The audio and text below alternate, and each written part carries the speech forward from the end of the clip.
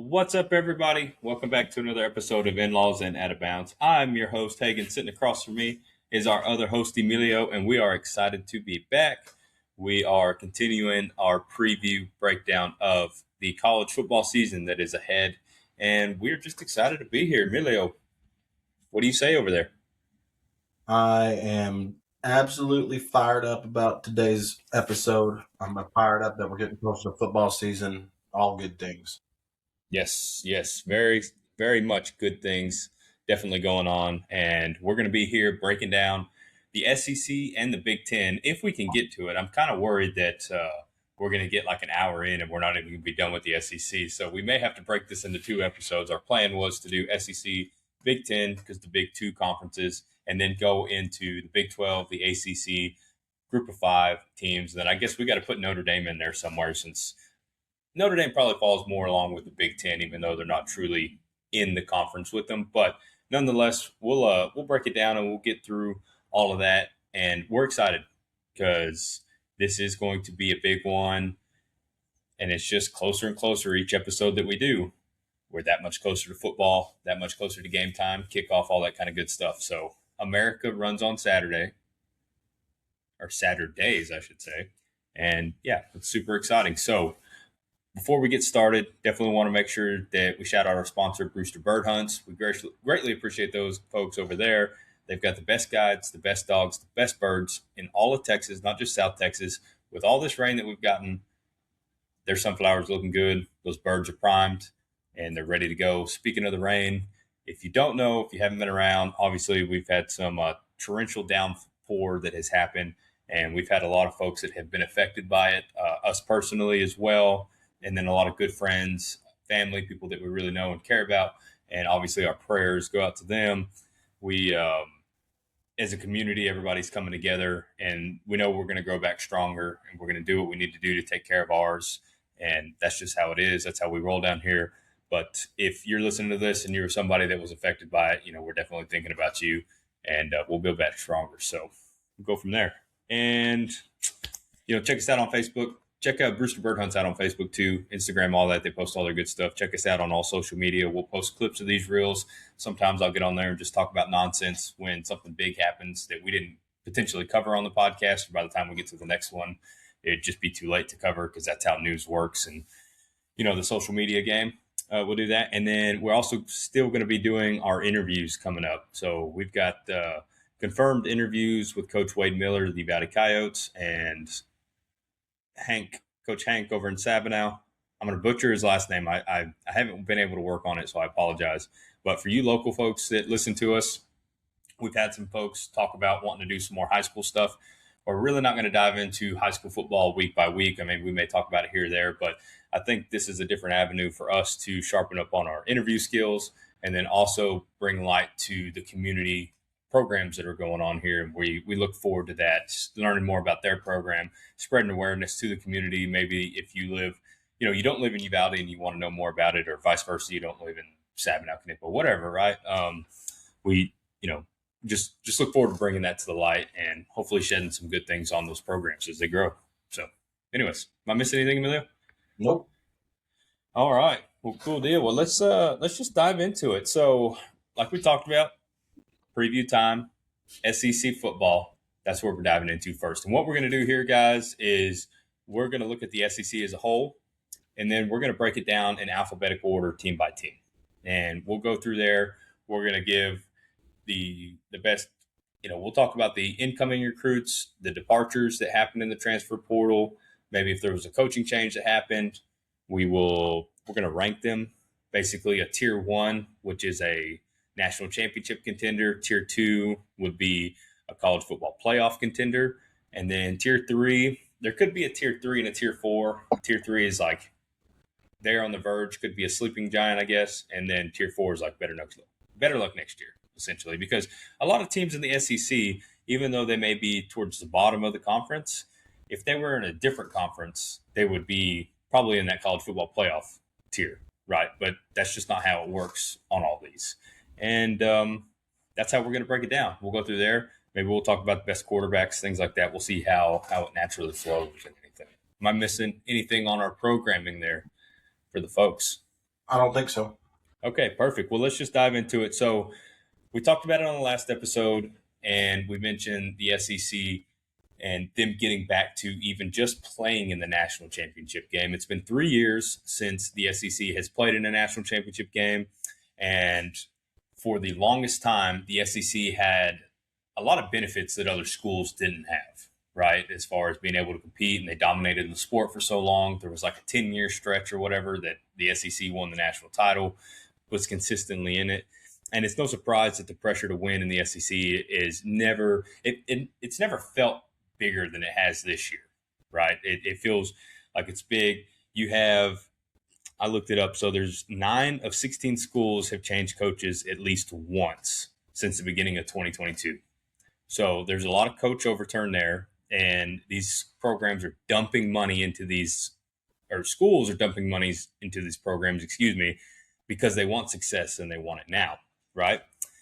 And then, so you had a 2-day period as well last year where 6 SEC schools announced new head football coaches in a 2-day period. That's really not unheard of. I mean, because back in the day, there were SEC schools that could get away with having mediocre coaches, right? Because you were 2 deep, 3 deep at positions where you were able to stack this talent up, and the other schools in different conferences didn't have that ability, right? And you can debate why that is, right? Whether it's facilities or just the culture that was going on, the loyalty, or if you want to say something was happening under the table. I'm not trying to say any of that is what it is, but that's it. So that's a big deal, right? Thinking of it too, the other SEC schools, right? All SEC schools combined have hired 54 different coaches during Nick Saban's 17 years at Alabama, right? Jeez Louise. So in 17 years at Alabama, those schools hired 54 coaches. Nick Saban quit coaching 2 years ago, right? So that had been the 2023 season. You've had 16 different head coaching changes in 2 years. So if you continue the pace, I'm not a mathematician, but it's going to be way more than 54 in a 17-year period, right? So just talking about the advantages and the consistency, there was a little more there. And there was a lot of those smaller schools that seemed like they were probably changing coaches, the Kentuckys, the Vanderbilts, those teams of that kind of nature. Tennessee went through a lot of coaches, Arkansas, A&M. Well, I guess in the SEC, A&M didn't go through a ton of coaches, but they've gone through, just in the 12 years they've been in the SEC, 14 years, they've been through Kevin Sumlin, Jimbo Fisher, and now we're on Mike Elko, right? Yep. So that's not the consistency that you want to see from a champion, a program that's trying to become a championship winning program. Anyways,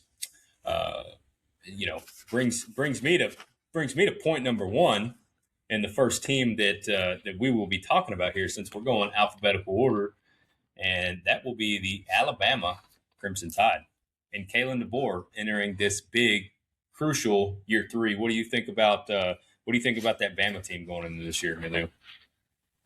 I'm concerned for them in a way. They actually, I don't know. You look at their schedule and probably the most daunting. Well, they got a pretty good 4-week stretch there. You got Georgia at home, Tennessee on the road, Texas A&M at home, and then LSU on the road. Mm-hmm. And I don't know, this Crimson Tide team. It's hard to pin down because, like we mentioned last week, it's the past year was some of Nick Saban's leftovers, and then Kalen DeBoer's, still in the process of implementing whatever it is that he's trying to bring over. And I wasn't necessarily, what am I looking for? I wasn't convinced that Kalen DeBoer's style was just going to make a smooth transition to the SEC, because at that point in time, Washington was still in the Pac-12 whenever he really brought them back to prominence. Mm-hmm. And the Pac-12 is obviously a very different ballgame compared to the SEC, just on a week in and week out basis. The Pac-12 at its prime wasn't anywhere close to the SEC on a week in and week out basis.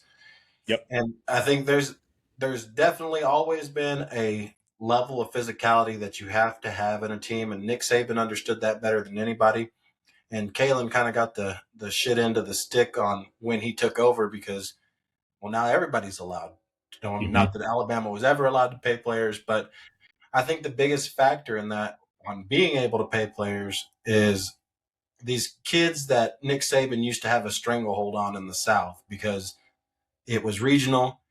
They had a dominance. He could recruit like no other. Like recruiting was a big deal back then. And these kids stayed close to home because they had no other reason to go play up north or to go play out west or to go far east. It was Alabama's a skip and a hop away. I'm going to go to Alabama and I'm going to win a national championship, and that's what we're going to do. What the money's done is it's opened up that opportunity for Michigan to come calling a kid from Alabama and say, hey, yeah, I know that it's cold up here and it's a long drive home, but how about $6 million a year? How's that sound?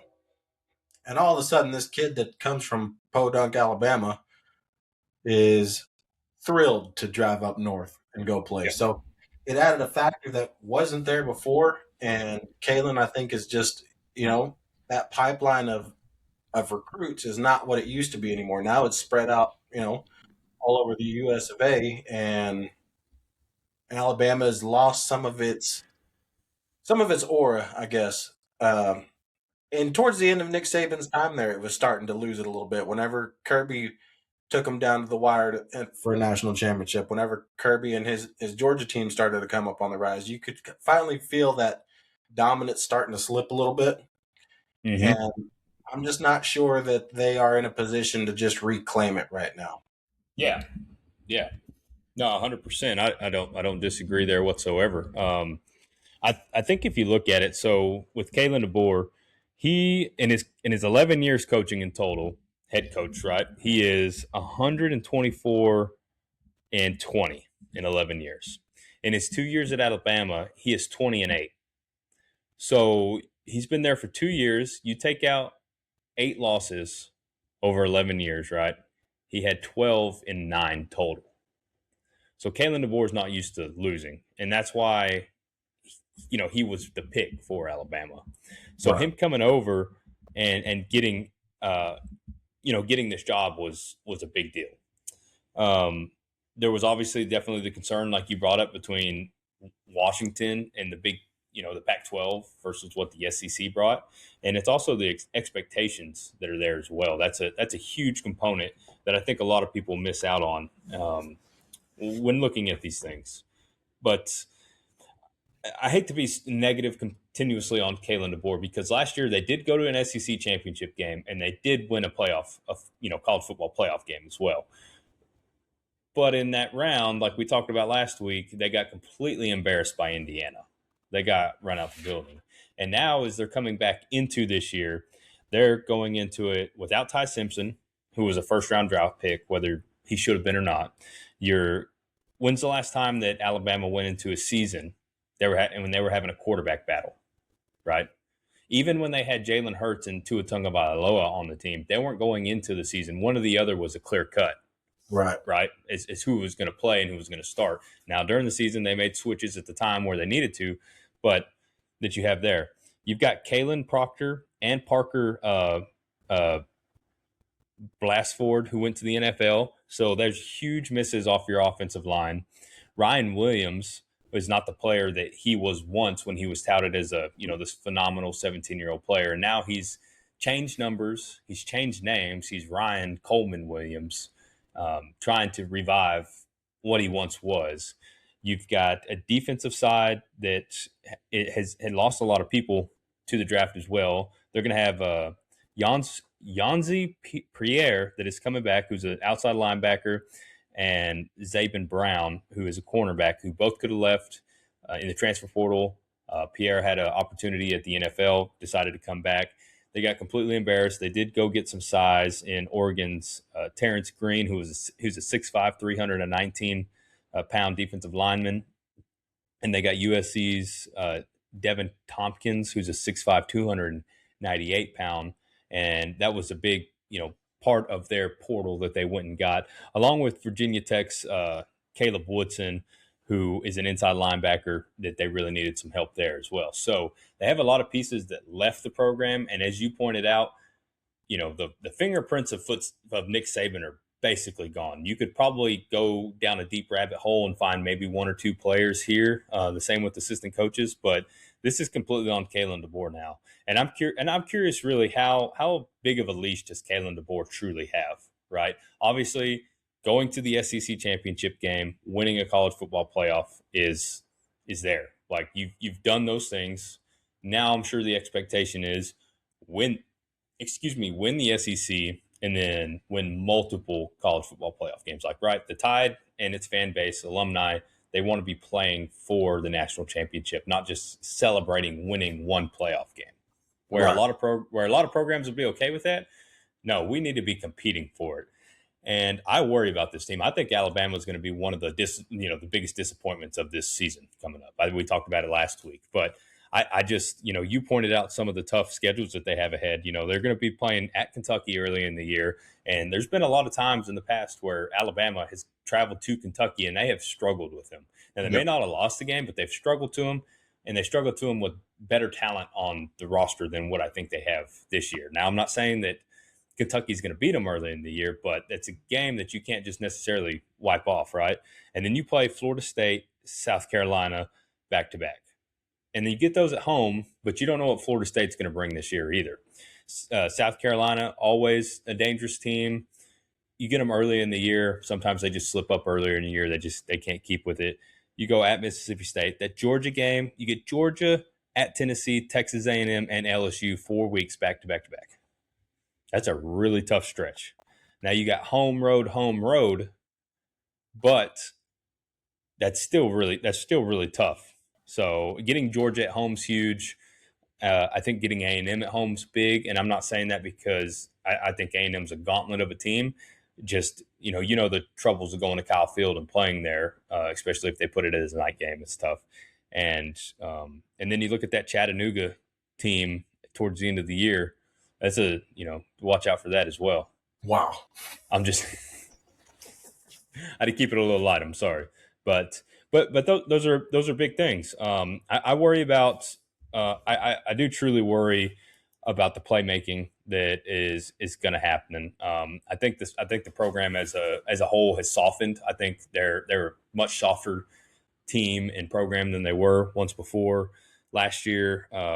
If we look at what they did last year here, I had their totals. They scored 29.5 points per game and they gave up 19.2. So, you scoring 28 points in a game, you should be winning. But this is college football and that doesn't always happen. So Right. I worry about that. I think How that long? concerns me probably more than anything. Like the offense is, it can be stacked. That's there hadn't been a whole bunch of just lightning Alabama offenses in the past. There was a couple of stints there where they did have that, but how many How, times how, how many Heisman winners have played for Alabama? Heisman winners? Yes, but I'm talking But like just an electric offense. That's not what they do. They grind you out, and then they have a daunting defense that gives up nothing. When's the last time you were able to get into an offseason and not know off the top of your head a single Alabama defensive player? no, I they're mean, searching. Yeah. this is a university that had Reuben Foster and Minka Fitzpatrick on the same defense, and just like 7 NFL top draft picks lined up, ready to rock and Yeah. roll.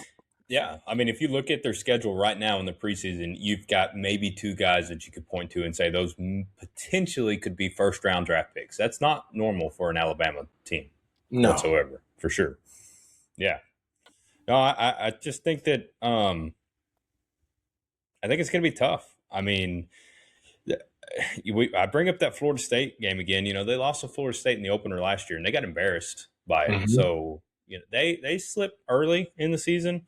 They played tough at Kentucky, and then lose to Florida State and lose to South Carolina. Things can go south really quick, obviously. And It could be a real problem. I forgot that they lost to Florida State. I was trying to rack my brain about who they lost to last year, yeah, yeah, and I think Kalen DeBoer's leash is very short, despite making it to the. I forget that they also made it to the SEC championship, but I think the way that it looked Yeah, is the problem, especially if you're in yeah. Alabama. You know, if you're part If of the I yeah, if I had to place Alabama in a spot, I'd say they'd probably finish around number 7 in the SEC, 8 somewhere in there. I think they're going to be, and I think that's pretty disappointing for an Alabama team. yeah, So yeah, yeah. I think they drop games to Georgia. mm-hmm. I think they're going to drop a game to either Florida State or South Carolina, and then you can pick them between A&M and LSU. So yeah, Yeah. I think they drop at least 3 games at least, and maybe probably a 4. They're probably a 9-4 team somewhere in I was there. thinking 9-4. Yeah, somewhere in there. So yep, But if you're an Alabama fan, just keep in mind that Nick Saban's first year, they were like what 7-5, yeah, yeah.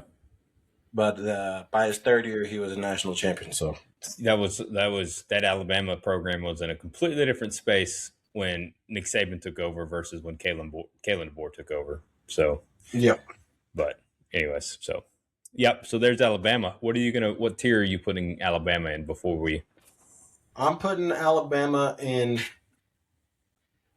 I'm putting them in the.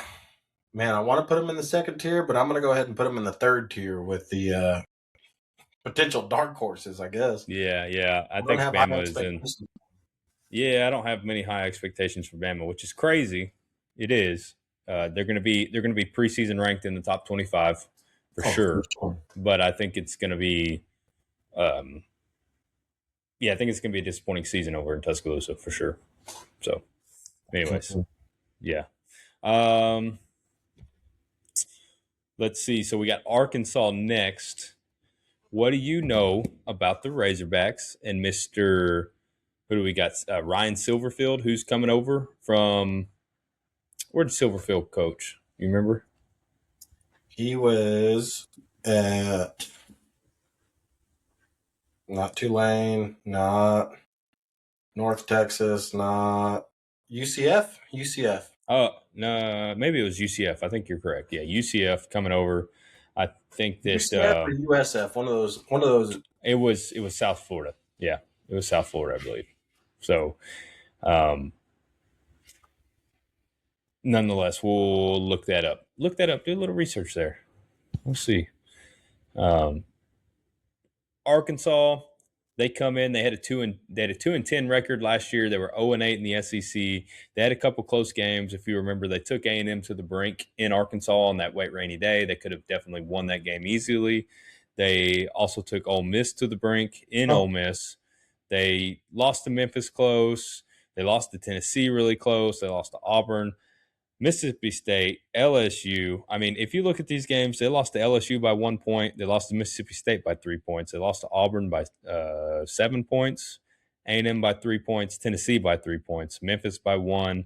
Ole Miss by 6. I mean, they had these games really, really close by. And so Arkansas definitely last year was a team that you couldn't push around and do. They had some talent on the offensive side, but where they lacked was definitely throwing the football there with KJ Jackson. It was kind of tough at times, and Arkansas is going to be one of those teams that coming in. I think Silverfield is going to have a really hard time turning around this team, just because their roster had extreme turnover. You had uh, Patino that coached a little bit last year, right, to end the year, and he tried to do what he could. They had 35 players enter the transfer portal last year. That's one of the biggest in the nation, and they jeez. didn't. They weren't able to turn around and get a lot of that on there. If you look at their top 10 recruits, they did get a quarterback by Hank Kendricks. He was a 4-star, and then after that, you're digging for 3 stars. So now that always doesn't matter. I understand that, but when you're looking at the state of your program and the type of players that are wanting to come of that, and overall, prospect wise, that kind of shows you where you are right here, in line and where your program is. So they have a lot to work on. I don't think that Arkansas is going to be considered any kind of sleeping giant. I think that they're going to have a really tough schedule here to begin. They play at Utah in week 2, then they play Georgia, then they're going to play at Texas A&M, Tennessee, and then you go. I mean, they still go to Vanderbilt, Missouri, at Auburn, South Carolina, at Texas, LSU. I mean, it's not an easy schedule whatsoever. No. And they're coming in as well. So they have KJ Jackson or AJ Hill, who's a Memphis transfer, that is going to try to get through this SEC schedule. They, it's really tough. They've got a couple different Memphis guys. I think Silverfield came from Memphis. Now that I think about it, yeah, I'm sorry. So yeah, he came from Memphis. Now that I'm looking at these transfers, it just makes sense where he came from. So they've got a lot to overturn. It's not going to be a 1-year turnaround. Memphis was a decent team last year, but they weren't nearly as deep. They won some decent games. The defensive side of the ball, I think it's going to struggle as well.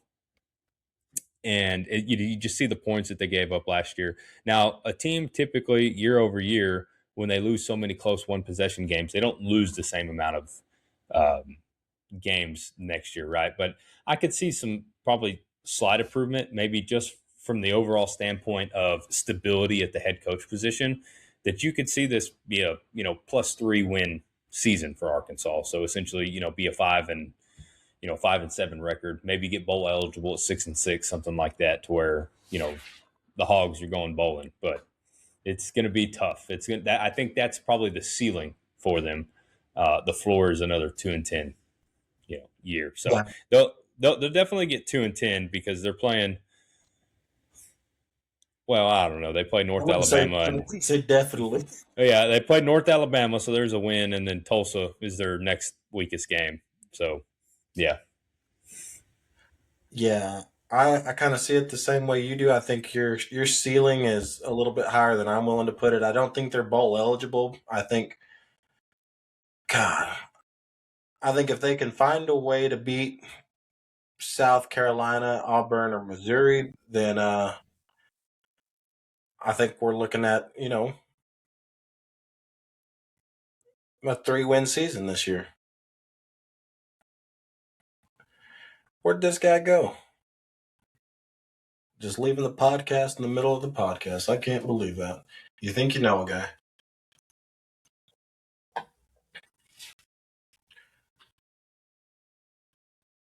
And just notably, the last good Arkansas team that people were actually afraid of was back when Darren McFadden was on the roster, and that was decades ago at this point.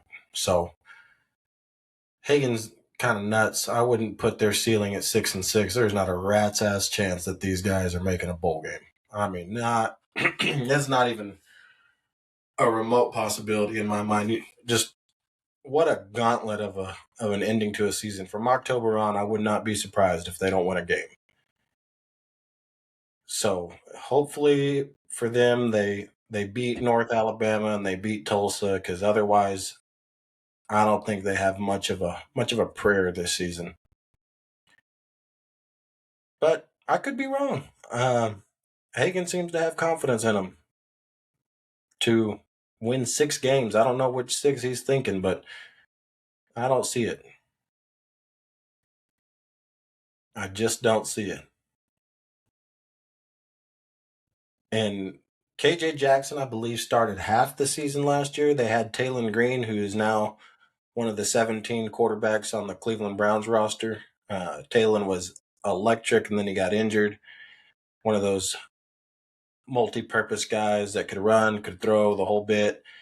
And he got injured. And then KJ Jackson actually showed some promise towards the end, but I don't know. I just don't know. Sorry about that. I had to make sure to tend to the kids there for a second. I just filibustered for about 2.5 minutes. Did you? Good. I'm sorry. I'm sorry, guys. Mama's at Bunko, so had to have it. Had to make it happen. So, anyways, okay. I have nothing else to say about Arkansas. I'm sure you filled the folks in. I did. I'll listen to your segment tomorrow. So. But no, I mean, overall, I think a 6-win season would be a very very big success for Silverfield, especially in his first season, something to build on and something that he could go out and show recruits like, hey, look, we have the opportunity here at Arkansas to build something good and continue to go. Yeah, but you don't see it that way, then that's okay. No, not at all. So you're going to put them in the tier 2? I'm going to put them on whatever the bottom tier is. I think they'll be fighting with Mississippi State for last place. Tier 4, better luck next year. Arkansas, boom. We need one of those, we need like a stamp there. Then, anyways. So, what's next in alphabetical order here?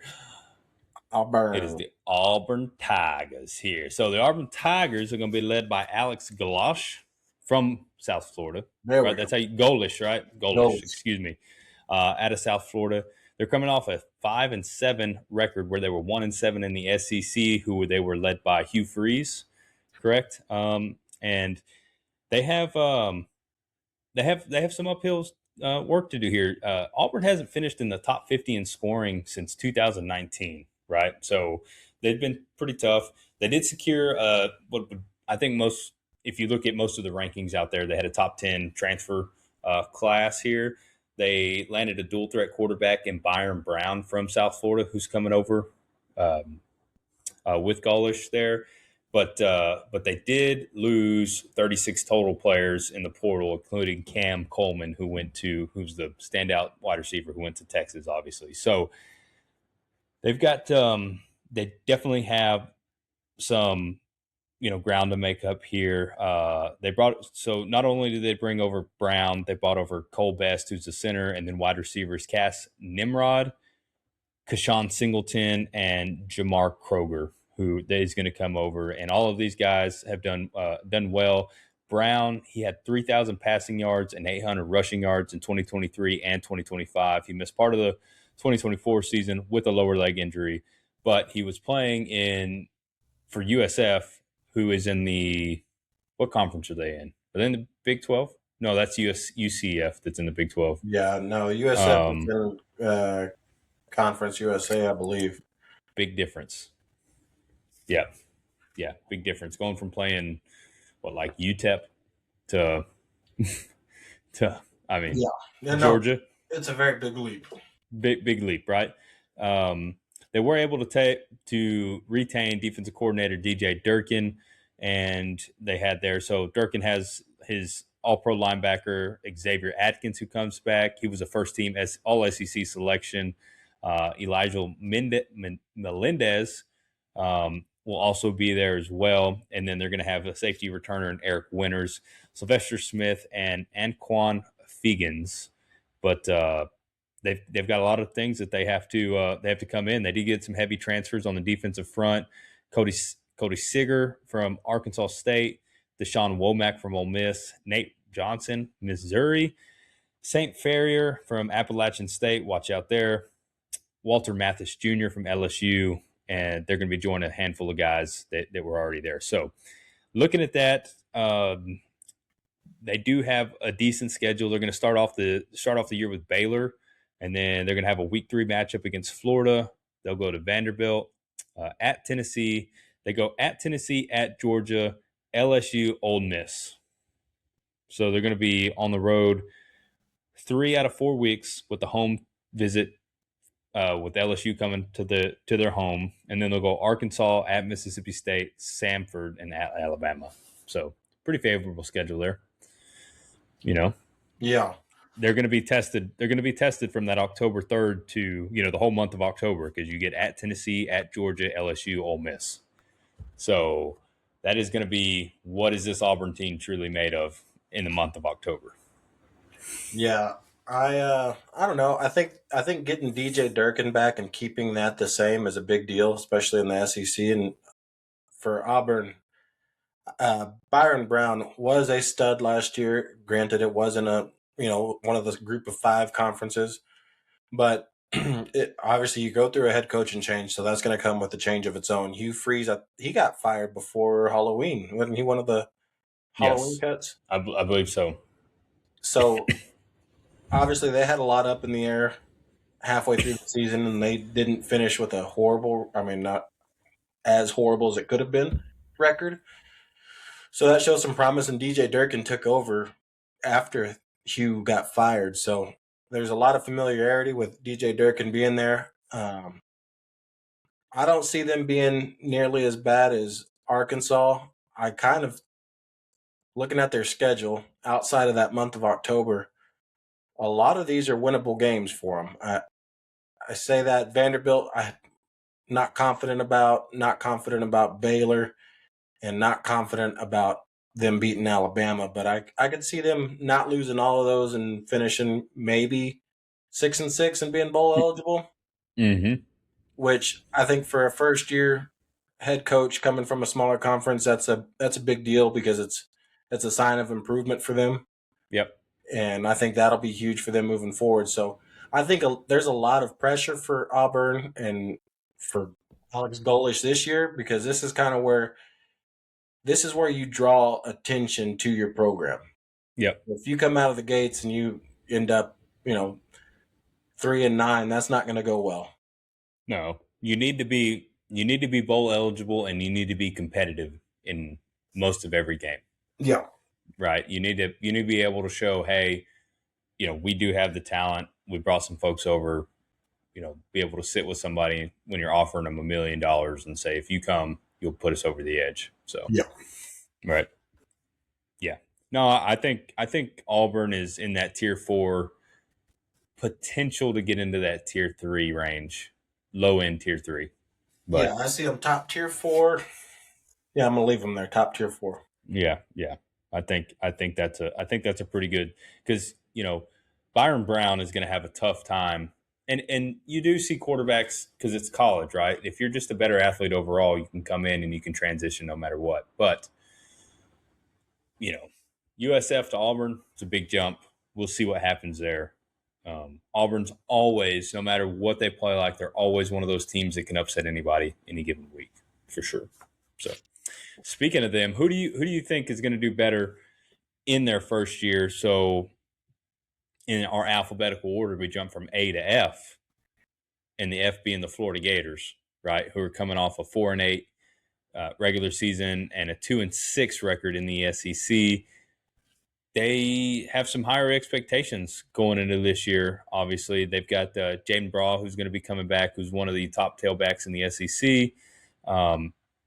They've got Brown the third, and then Dallas Wilson is who are rising receivers they did decent last year, and they're going to be coaching under a new coach and John Summerall, who's going to be coming over from Tulane, correct? And they've got they've got a lot of things that they're going to be needing to do here. So, moving on from DJ Lagway, I think is a big deal. Who transferred to Baylor? He just never was able to get his himself going in the right direction that they needed to. Florida lost quite. They had some really heartbreaking games as well. I mean, obviously losing 16-18 to South Florida in week 2 was a big one. That was huge. And then you turn around, you lose a 10-pointer to LSU. And from there, it just kind of kept trickling. They beat Texas, which was a big deal. They thought maybe they could turn their season around, lose to Texas A&M immediately the next week. And then they lost to Georgia close, 24-20. They lost to Ole Miss by 10, which wasn't too bad. And they beat Florida State to end the year out. Now, going into the year, they got some cupcakes to start. They're going to be playing Florida Atlantic and Campbell. They're going to get to feel good. They'll be at Auburn, Ole Miss, at Missouri, South Carolina, at Texas. They'll face Georgia in the Florida-Georgia line game. They'll have Oklahoma at home, at Kentucky, Vanderbilt, and then at Florida State. Really, as far as schedules go, I mean, they're going to be playing. They've got a true 4. They've got a 4-game stretch too with South Carolina, Texas, Georgia, and Oklahoma. That's going to be pretty tough. And then you've got an early matchup against Ole Miss. So, in my mind, I mean, those are 5 losses right there off the bat if you really wanted to take it. But I do see this team being a 6-6, 7-5 team that's going to be bowl eligible this year. I don't see Florida having back-to-back non-bowl eligible seasons with these guys. I think of the programs in the SEC that are taking on new head coaches. I think John Summerall coming over to Florida is the one with the most opportunity to have a good turnaround this year. I Yep. think I don't know about how it's going to look. Did they retain that wide receiver that they had? They had a young wide No, receiver. that no Eugene Wilson. He went to LSU. Hmm, Yeah, they had some pretty big. They had 30 guys that left the program as well, so they had some that's pretty good changes. But that's tough. yeah, Yeah, yeah, they did. Yeah. I Um, just I want to say that whenever you have that many reasonably close games, that you're on the cusp of something good. But it's uh it's hard to put me say for on. sure. Do what?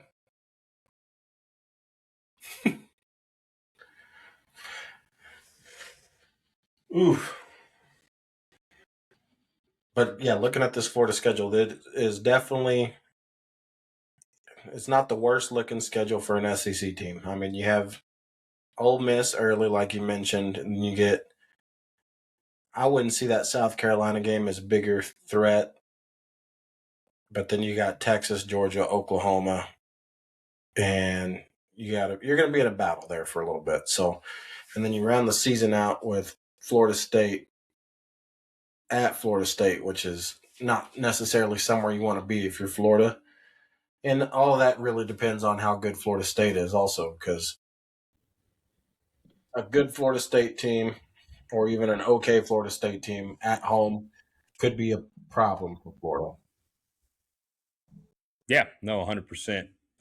They did have some good, talent that came in on the offensive side. So if you look at who they had Micah Mays Jr., who came from Florida State. They had Cincinnati tailback Evan Pryor, excuse me, who was a home run threat as a runner and a receiver. He played dual positions. And then up front, they've got TJ Shannon Jr., who played at Penn State and A&M. Harrison Moore, who was Georgia Tech.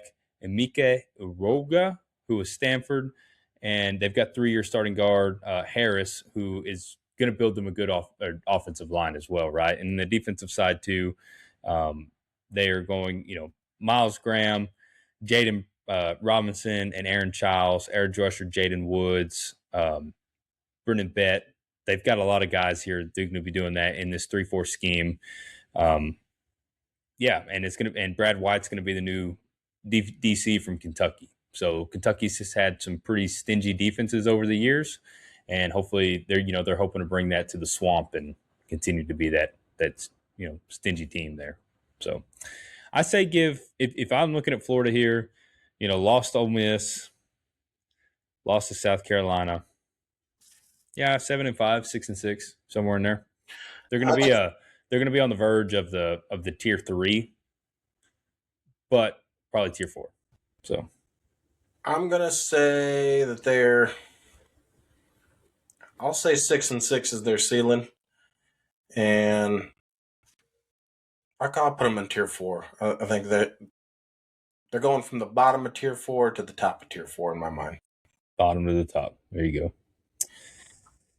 Next here we got the Georgia Bulldogs, who outright and by I think any source that you look around is going to be the consensus favorite to win the SEC this year. Right? They're going to be that's Right. going to be the team that they're going to say is win it. It's going to be led by year 2 quarterback Gunnar Stockton, who was a big playmaker last year. I mean, he served as a difference in multiple games that he came off of. He's going to be in multiple Heisman conversations as well. A lot of people are going to have him in there as a preseason Heisman. And then you're going to have Nate Frazier, who returns to lead the backfield. You got Chauncey Bowens back, Dante Dodal, excuse me, Dwight Phillips, who have all shown abilities to, make big plays, do different things. They got Isaiah Cannon from Georgia Tech out of the transfer portal. And then they've got a bunch of, young guys that are coming off there. The offensive line, they got 4 players back on the offensive line, which is huge for a college team. That's lots of experience that you're getting back. They're bringing 21 defensive players back on that side of the ball, which is huge. 21 guys. You can only have 11 guys on the field on defense, Yeah. and you got 10 extra guys that are coming back that are going to be there. So it's huge for those guys. So the Bulldogs didn't go heavy. I think they were one of the lowest portal teams out there that went. They really want to develop internally. I think they had 9 guys come in from the portal that they went out and got. So that's big. Obviously, Kirby Smart, he's a 2-time national champion. You don't have to say much about him. Check his resume. He's got it. So yeah. So they were 12-2 last year, 7-1 in the SEC. Cupcakes to begin the year: Tennessee State, Western Kentucky.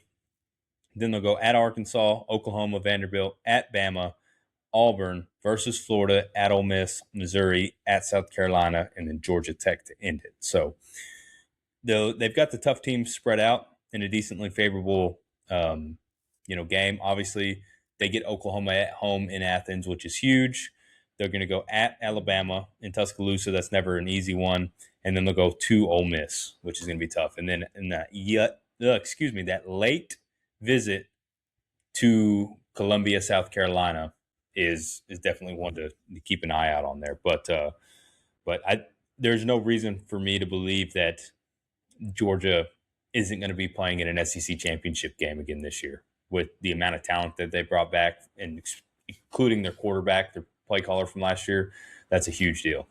So, yeah. When I look at this schedule and you talk about all the retention that they were able to do, I think retention is kind of the name of the game in this modern atmosphere with the transfer portal. So to get that many guys back, I don't see them losing a single game this year.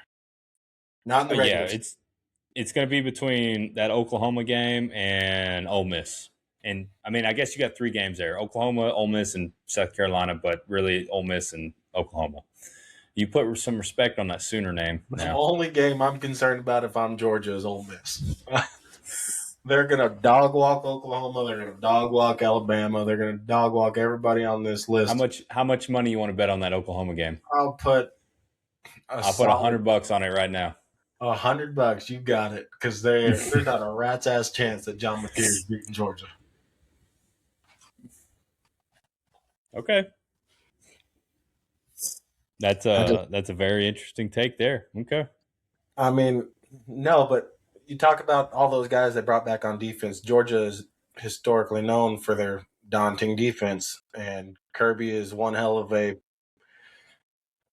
mind on the defensive side of the ball. So I think whenever you have that kind of retention and you bring those guys back and you have a scheme and a system like Kirby's that is, a complicated one,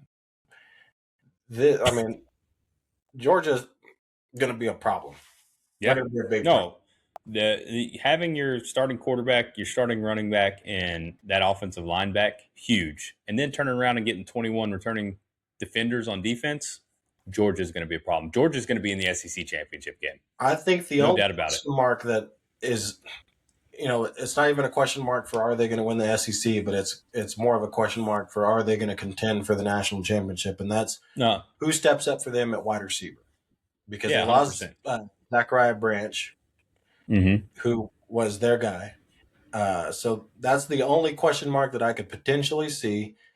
And if your defense is superb and you can run the shit out of the ball, I don't see why that would even matter. You have Gunnar Stockton, so as long as somebody can catch the ball, I think you'll be all right. Yeah, 100%. So we're going to be in agreement here that Georgia's tier 1 for the SEC? Absolutely. Tier 1, SEC, Georgia. Who are they going to be playing, though? I'm interested to see who we pick here, who they're going to be playing. Because we're just talking about the SEC right now. We'll put our college football bracket out at some point, but just the SEC. We'll find out. So going from the top to the bottom, Kentucky Wildcats, coming off a 5-7 season in the regular season and a 2-6 SEC record here. This is going to be an interesting year for Kentucky. It fired its head coach, Stoops. What was his first? It was Mark Stoops. Yes, it was Mark Stoops. Excuse me, the younger brother of Bob Stoops, who Mark, if you're a Texas A&M fan out there, be thanking your lucky stars that they We gave dodged a up. They bullet. got they bullied Mark. They bullied the program out of hiring Mark Stoops and went for Mike Elko. I mean, just know that. Um, yeah, just know that. So, Oregon offensive coordinator or former Oregon offensive coordinator Will Stein is coming over to try to bring some more excitement to Lexington. That's going to be his job, and that's a tall task, right?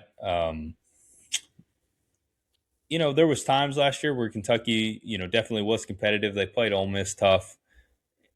They had a couple good runs there. They beat Auburn. They beat Florida. They got blown out by Vanderbilt. They almost had Texas there. It took overtime for Texas to beat them. So Kentucky always plays people close. Now, they're going to get former Notre Dame quarterback or backup quarterback Kenny Minchie, who's going to be coming over, and he's going to start there. They added 3 starting offensive linemen here who have multiple years of power conference experience as well up front, which is going to be a big help. It just comes down to, okay, who's going to be the true playmakers in the pass catching position. They've got DJ Miller and a Willie Rodriguez. That's kind of where it goes. They don't really have any big names in the running back position. So you're going to be relying on a guy who can a guy who was a backup at Notre Dame to be your guy under center, and then some unproven pass catchers and running backs to get things going there. And especially on the defensive side, you got former Texas A&M defensive coordinator Jay Bateman, who's going to be coming over. They're going to try to get more after the quarterback in pass rushing situations. They have had a tough time in getting people recruiting wise, all that. Kentucky, I guess if you look at it on the offensive side, a lot of people want to play for Will Stein because he was at Oregon and think he's going to have a high flying. But you know what happens when you're straight Oregon like minded? Most of the time, you forget about the other side of the ball, right? So, but they did sign 42 total transfers, which is going to be with Kenny Minchie and then running back CJ Baxter, who's going to lead that. So, a lot of things on the defensive side that they have to figure out. They're going to have a whole new front seven, just about, and they're going to have to figure out, those guys come in and it's not just, hey, plug and play. You have to learn how to adapt with everybody and learn how to play with everybody to be a true unit, especially up front. So that's going to be a tough one. But they're definitely trying to recreate the Indiana mindset of go out, get transfer portal players and be, can Kentucky be the next Indiana, right? They've done that on the basketball side of things with being able to go out and get these highly talented recruits and have these, crazy teams. Now they haven't turned into title championship teams, but that's what they're looking at there. So for Kentucky, you're going to play Bama in week 2, then you'll go Texas at Texas A&M.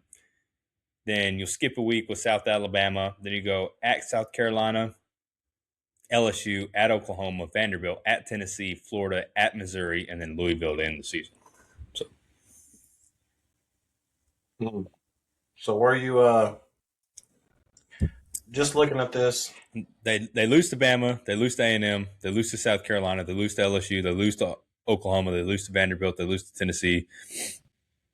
And they went out the rest. So that's 7 losses I got. 5-7 again.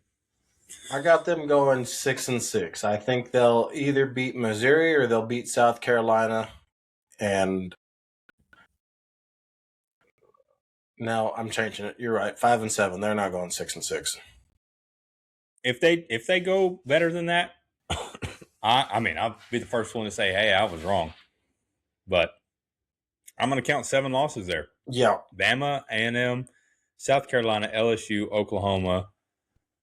You know what? They may be Vanderbilt, Tennessee.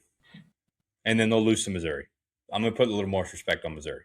But still 7 losses. Yeah, no, they're not winning more. They're not winning 6 games.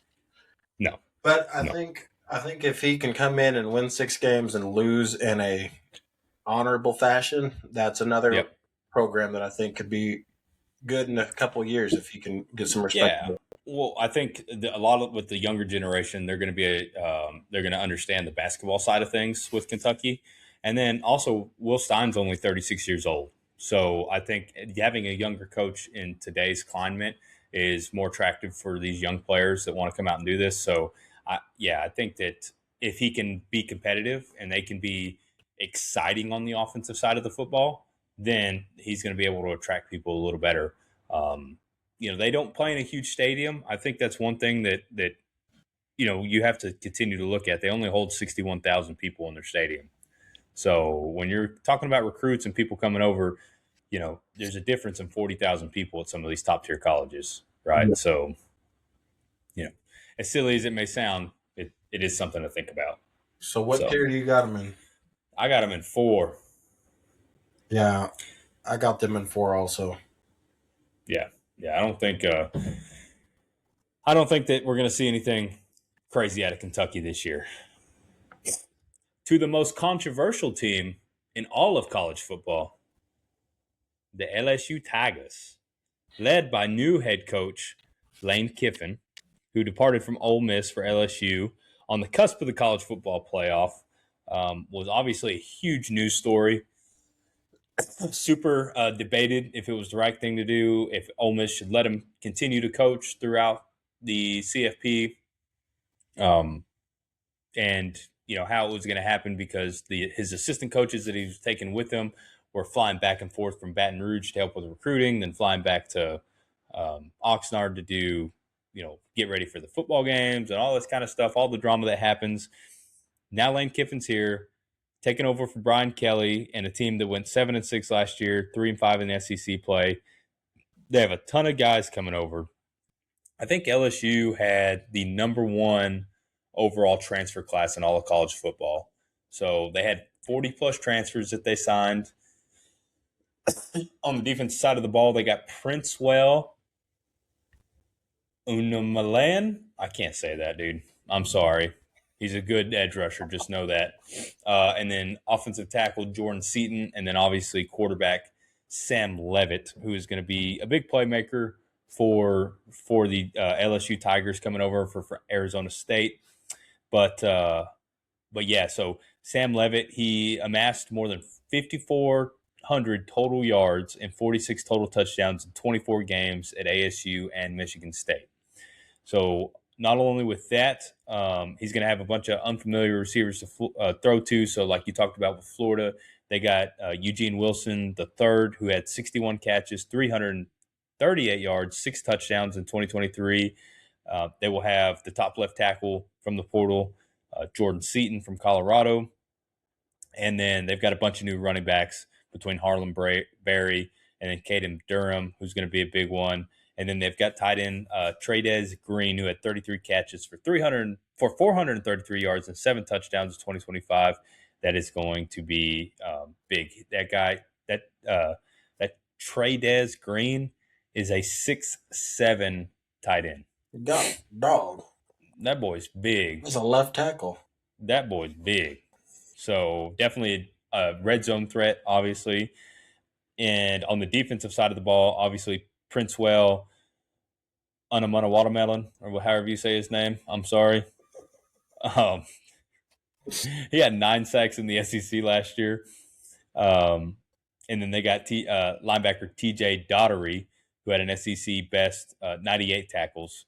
Both of those players followed him from Ole Miss. And then they got safety Ty Benfield from Boise State, who had 107 tackles by himself as well, who would be, plug and play starter, obviously. Whit Weeks returns as the linebacker there. And then you got cornerback DJ Pickett, who is going to be, he's coming up from Mansour Delane, who obviously went to the NFL. And you got a bunch of guys there. So, Kiffin brought over his staff. He's got a great staff. There's no doubt about that. Great coaches. He brought in a lot of great players. And this is year 1 is a huge year for Lane Kiffin. I mean, he is national championship, SEC championship, or bust, it feels like, right? I mean, this is what I mean, he's got more on him than Brian Kelly had on him, especially with all those private jet miles that he gets. He cost the LSU alumni booster like $40,000 or something like that in just jet fare for the vacation he took recently. So he better be winning some football games. They're gonna be flying that private jet. So uh, schedule for them, they got Clemson right out the gate.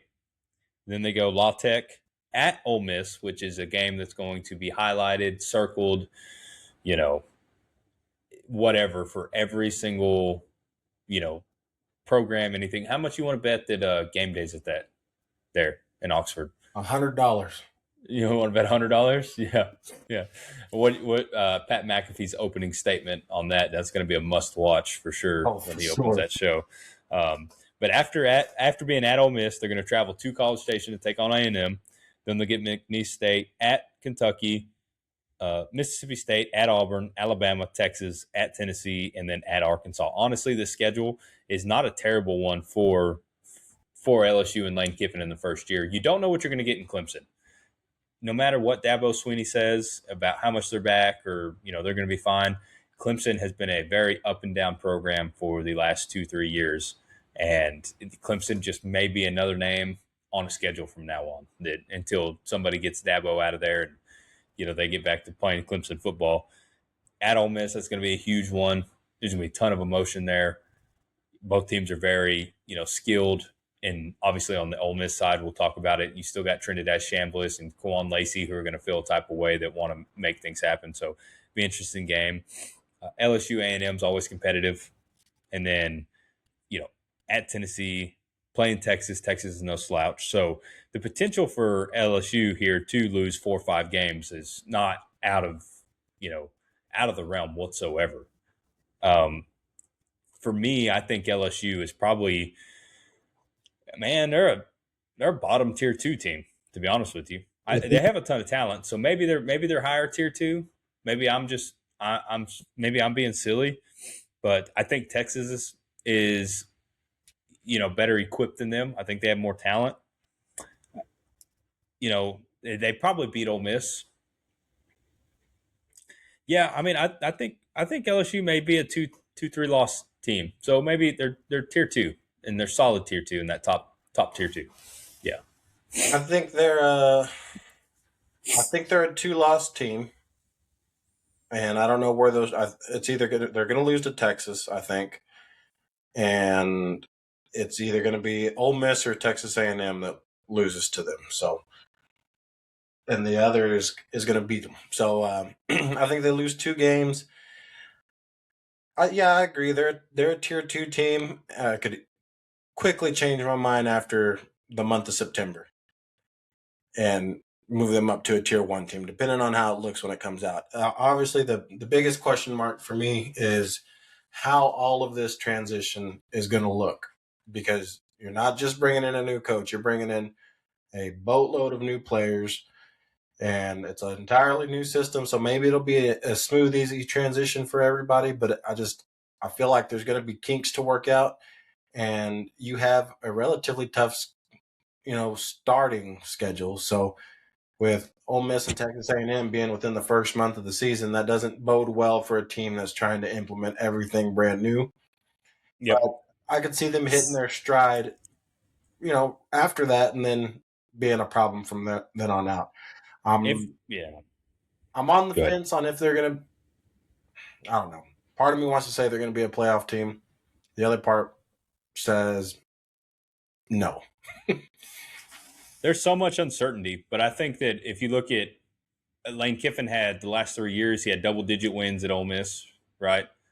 Yeah. They I just feel with the talent that they've had brought over, Lane Kiffin is 116 and 53 in 13 plus years as a head coach, right? So he's a winner. Man, it's just hard to see. I think Texas beats them. That at Tennessee is going to be tough, but they've got a pretty favorable schedule here. Yeah, no, it's not a terrible schedule. Yeah, I mean playing Ole Miss and A&M back to back is going to be tough. That's going to be, but if they get through September and they do it in convincing fashion, watch out. Yeah. The Tigers are going to be jinxing. I think They will be jinxing. when you look at this, which one do you think is a more of a can't lose game, Ole Miss or Texas A&M? For LSU, which one's more of a can't lose? Oh, Ole Miss.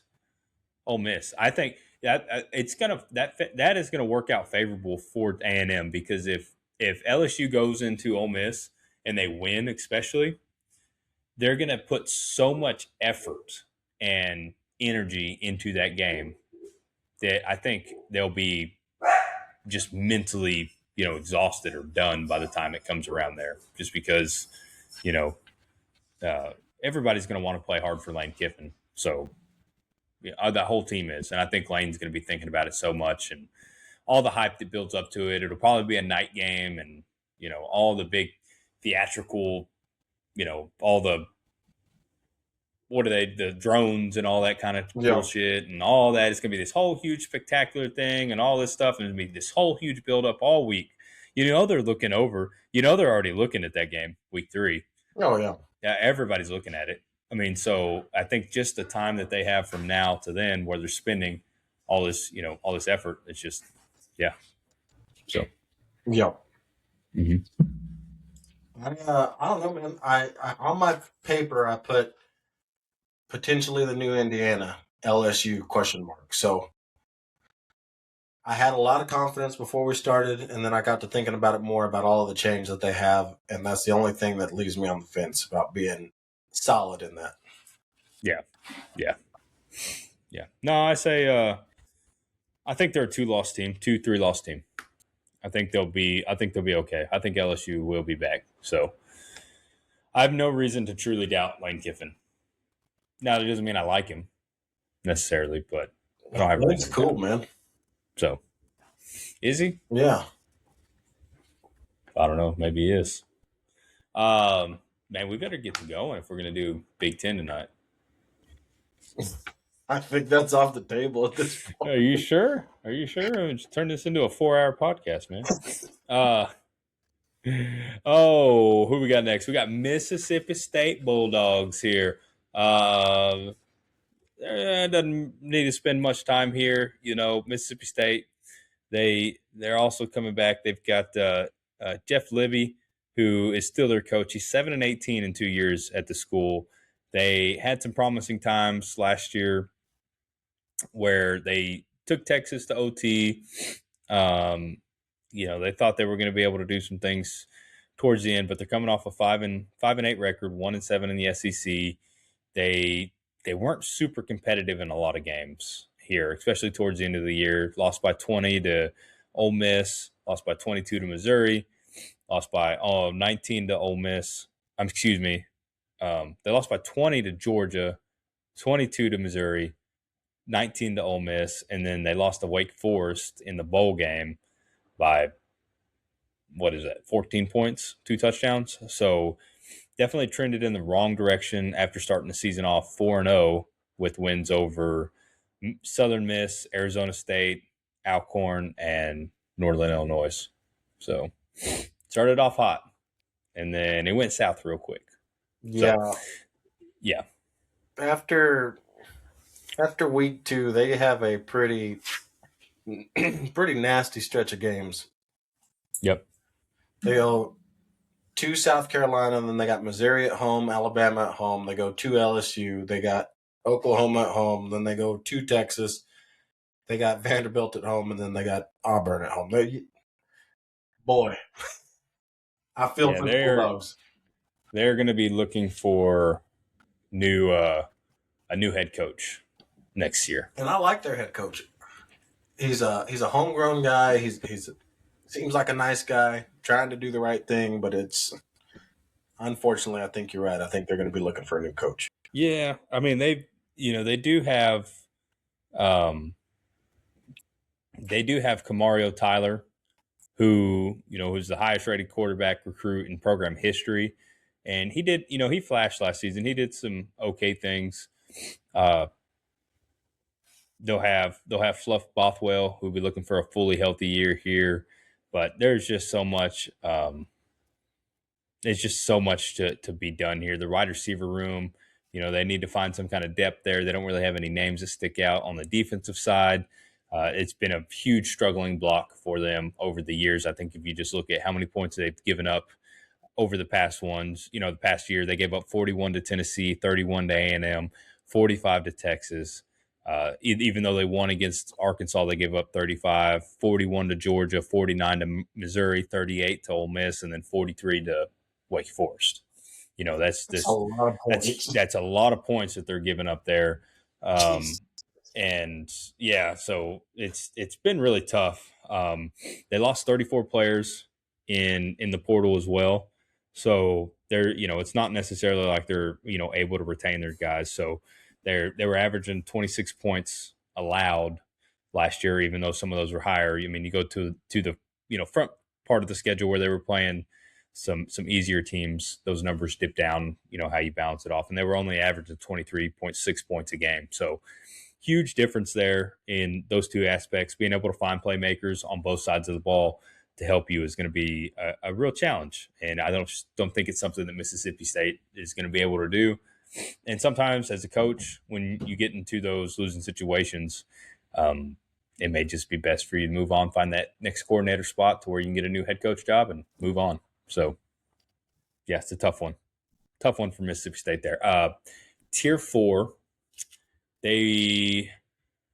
so South Carolina, Missouri, Alabama, LSU, Oklahoma, Texas, Ole Miss. Yeah, they're 5 and their best is ceiling is 7-8 losses right there. 5 and 7. So yeah. I think they probably lose to Auburn too. I mean, they're going to win a couple games here and there, but yeah. I think they lose to Minnesota. I see them beating Monroe and Tennessee Tech, and I think the rest is losses for them. I think they're going to be in a dogfight with Arkansas for last place in the SEC. Yeah, that's going to be a tough one for sure. For sure. Speaking highly of some SEC teams, you've got the Missouri Tigers, who finished 8-5 last year, 4-4 in the SEC. They were led by their star running back Ahmad Hardy. So Missouri averaged 41.1 points per game. In 5 losses, the Tigers only averaged 12.8 points. So as a whole on the year, they averaged just over 41 points per game, but in their 5 losses, 12 points. Oof. So when they got into some stiff competition against teams of likes of Alabama, Vanderbilt, Texas A&M, Oklahoma, and then Virginia in the bowl game, they had a tough time getting points on the board there. But Ahmad Hardy he's definitely a great running back, probably the best running back in the SEC. So they're going to have him to lean on there, and they also have Jamal Roberts, who's coming back too. So both of them combined rushed for just over 2,400 yards, 22 touchdowns, and they've got 3 seniors that are all SEC players, and they're led by tackle Caden Green, and then you got guards Dominic Guidance, and then Curtis Plager. I am terrible at names, but I'm butchering those really bad. So they do have some some guys there. Is Bo Purbula still playing, or is he gone? No, he should still be there. He'd still be there. So they've got some experience. He got hurt last year, so he's got some experience coming back there. On the defensive side of the ball, the Tigers only gave up 18.9 points per game, so that's their best defensive performance since 2015, over 10 years. So they did really good there. But bad side of that is all 11 defenders who started at least 7 games last year are gone. Dang. So big overturning there for Missouri. They lost a lot of pass rush talent, and then they had to bid farewell to Damian Wilson, who transferred to Miami, who was their top defensive player as well. So tough there. They have a lot of guys that they have brought in that they're going to try to, try to replace, but new faces, new places. That's just one of those things. So it is. it's going to be hard. And Eli Drinkowitz's team is tough. He's 46-29 in 6 years at Missouri, and it's just kind of funny. I don't, Missouri's not one of those teams that ever considers like they're going to be in the national championship running. Like I feel like for a head coach for Missouri, 46-29 is probably pretty respectable and where they just where they want to be. And Missouri's won 29 games over the past 3 seasons. That's only fewer than Georgia, Texas, Alabama, and Ole Miss. So, they're the fifth winningest program in the last 3 years in SEC play. So It's pretty good. yeah, yeah, Yeah, I mean, when you look at their schedule, you got a pretty favorable schedule up until Texas A&M on the second week of October, and then you have Ole Miss. You get you get Arkansas after that, and then you go Texas and Georgia, then you go Kentucky, and then you end the year with Oklahoma. So yep, I see them losing to Georgia. I see them losing to Texas. I see them losing to Ole Miss. I see them losing to Texas A&M, and I see them losing to Oklahoma. So yeah, that's 5 losses. yeah. They'll be at a minimum 7-5. I could be wrong about one of those, and maybe they're 8-4. But yeah, I don't know. I like the Tigers. Ahmad Hardy, I think, is going to be a problem. Bo Pribula, if he can stay healthy all year, he showed some promise early in the season last year. So I think their offense will be good. If their defense can stay tight, they could be a very competitive team. They weren't a non-competitive team Yeah. last year, so I don't see The why. problem is when they get to face the big boys, does that offense stall out the same way, right? Right. And like you named off those final, what is that? The final 7 games there from A&M, Ole Miss, Texas, Georgia, Oklahoma. Those are and you got 2 teams that we consider going to be at the bottom of the barrel in Arkansas and Kentucky mixed in there, which even those games, if you're getting beat up week in and week out and you're not being able to do anything, you can either take your vengeance out on those teams or you can fall victim to those teams at Right. the same time, right? So those are hard ones. They're going to have to figure out how to get over that, get over that hump, and how you go from on the season averaging 41 points to 12 points in your losses. That's a big thing that you're going to have to figure out there.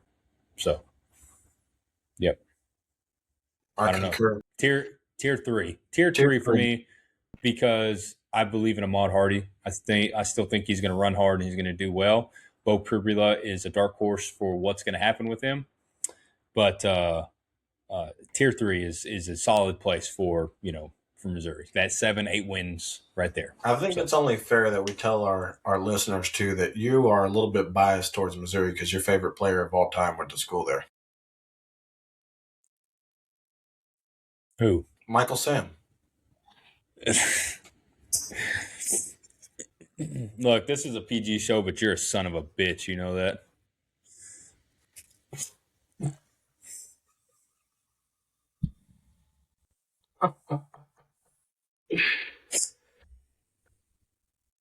On to the next one, Oklahoma. I'm about to click stop on this damn thing. Yeah. Oklahoma Sooners coming off a 10-3 record, 6-2 in the SEC last year.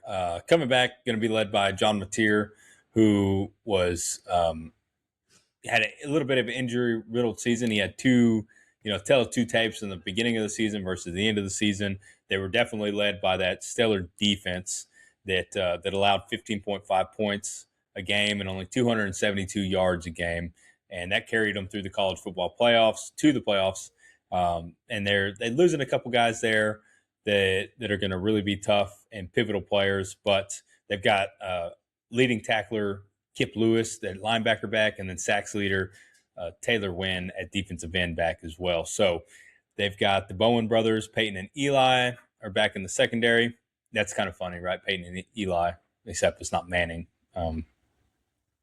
But they've got more depth. They're going to have Brent Venables is definitely a defensive-minded coach, and that's what he's wanting to do. But Ben Arbuckle on the offensive side, that's what Oklahoma needed last year that they lacked. Ben Arbuckle is going to have his second season as offensive coordinator, going to be able to learn a lot from what he didn't know last year and be able to tweak with the guys that he has coming back as well. So, John Mateer, big John Mateer fan. I think that they're going to do pretty well. They need to figure out a run game. That's one thing that really hurt them, that they were never able to help Mateer by rushing the ball. Even then, when Mateer, he played well, the running game, was going. So that's what they need to do. Xavier Robinson, Troy Baylock, they need to be able to get behind behind some more experienced blockers, get going, give Mateer the opportunity to thrive and get some time in the pocket to where he can actually make something happen. So they've got a decent schedule. They do have to play, in Ann Arbor at Michigan in week 2, which is going to be a tough test. Michigan came down to Oklahoma last year, and Oklahoma handled them pretty handedly, 24-13. So it'll be interesting to see what that trip looks like. Before they leave the month of September, they got to go to Georgia, and then they'll play Texas the next week in that Red River rivalry, and then they've got South Carolina towards the end of the year at Florida. They got Ole Miss and A&M. So pretty favorable schedule here. If you look at it, they don't have to travel to Columbia. They get Ole Miss and A&M at home, and then obviously the neutral game with Texas is a big deal there. So, Yeah. No, I think Oklahoma's defense was much better than I gave them credit for last year. And to your point, I think the biggest thing that I see as a question mark for them this year and how much success they're going to have is if they get that run game figured out, and then just the offense as a whole, because whenever their run game wasn't going, their offense became very predictable, which you can't have it in the SEC. So I think depending on if they can get a run game established, I fully expect that defense to be good again. And to your point, you got Georgia and Texas back-to-back weeks. Then you got Ole Miss and Texas A&M in back-to-back weeks. I don't know that they're gonna finish in the same fashion that they did last year. They ended up with 3 losses. Yep. 3 losses, and the tough one was to Texas. They lost to Ole Miss, and then Alabama in the playoff. So I'm gonna say they lose a couple more games this year, but I do think that there are games that I'm thinking they're gonna lose, but I wouldn't be surprised if they won. So I think they beat Georgia. I think they beat Texas. No, they're gonna lose. They're gonna lose to Texas. they're gonna beat Georgia? Did I just hear Yeah. that correctly? Mm-hmm. Oh, that's right. You put $100 on that, you crazy asshole. Yeah. This is definitely a college. They're a CFP contender. You think Again. so? Mm-hmm. I got them losing to Georgia. I got them losing to Texas. I got them losing to Ole Miss, and I got them losing to Texas A&M. That's how I feel right now. I can see a 10-2 record again. I could change my mind after seeing 4 weeks of Texas A&M football, but as of right now, I got them losing to Ole Miss and Texas A&M. It's all dependent on the offensive side of the ball. If they can figure out something on the offensive side, I think that defense, they're probably not going to be as good with the 15 points, but I think they're still going to be really good. Brett Venables is a hell of a coach on the defensive side. I think John Mateer is going to have a way better year this year. I think he's going to really take the step that everybody expected him to. And it's going to be, it's going to be big. It's going to be huge. So they're going to. I don't know when I started liking Oklahoma so much. I don't know. It's kind of disgusting, but it's all right. Yeah. So you got them as a tier 2 team? Yep, that's my first tier 2 team, I think. No, LSU was in there. LSU, yeah. I got them as a tier 2 team. Yeah, good. Speaking of tier, not just 2, but tier 1 teams, Ole Miss Running Rebels are here, coming off a 13-2 season and a 7-1 season in the SEC. They obviously have a huge talent coming back in Trinidad Chambliss, who is going to be a Heisman, probably the Heisman favorite coming into the year outside of Arch Manning, right? he is going to. He had a tremendous uh, finish to the year. He finished 8th in the Heisman voting last year, but he also led the Rebels to their first CFP berth.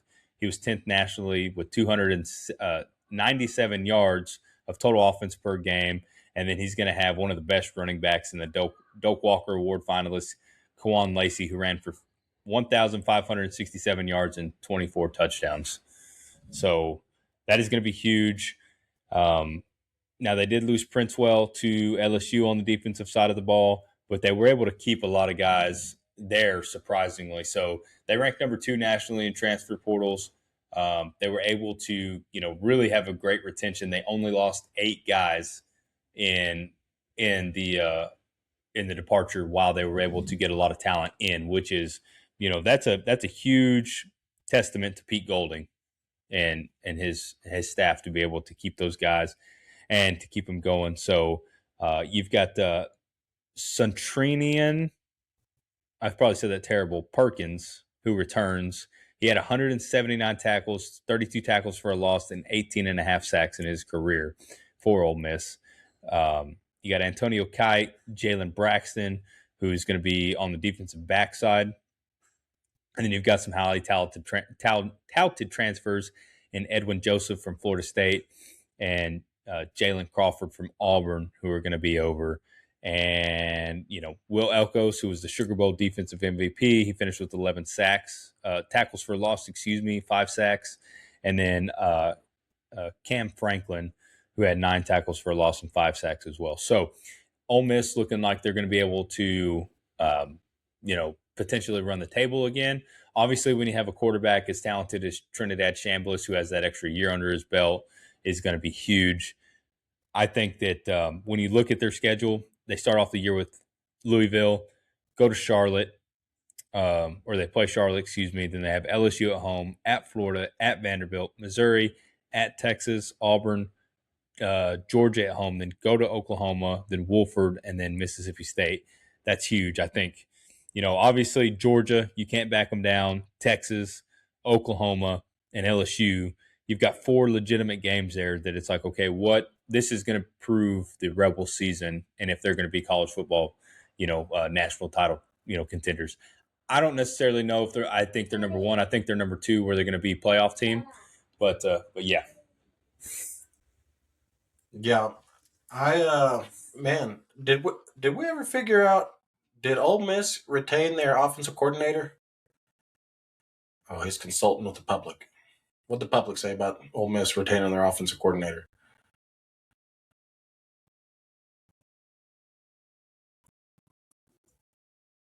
Oh, they said, "Where's Mama?" That's what they said. Oh, okay. Yeah, yeah. Um, did Ole Miss retain their offensive coordinator? I think that if I remember correctly, I thought he was one of the ones that left with Lane, but I don't want to be wrong. I think he did leave with Lane. So Ole Miss had, they've got a new offensive coordinator and John David Baker. Charlie Weiss was the old offensive coordinator. He went to LSU. To me, that's a big deal. I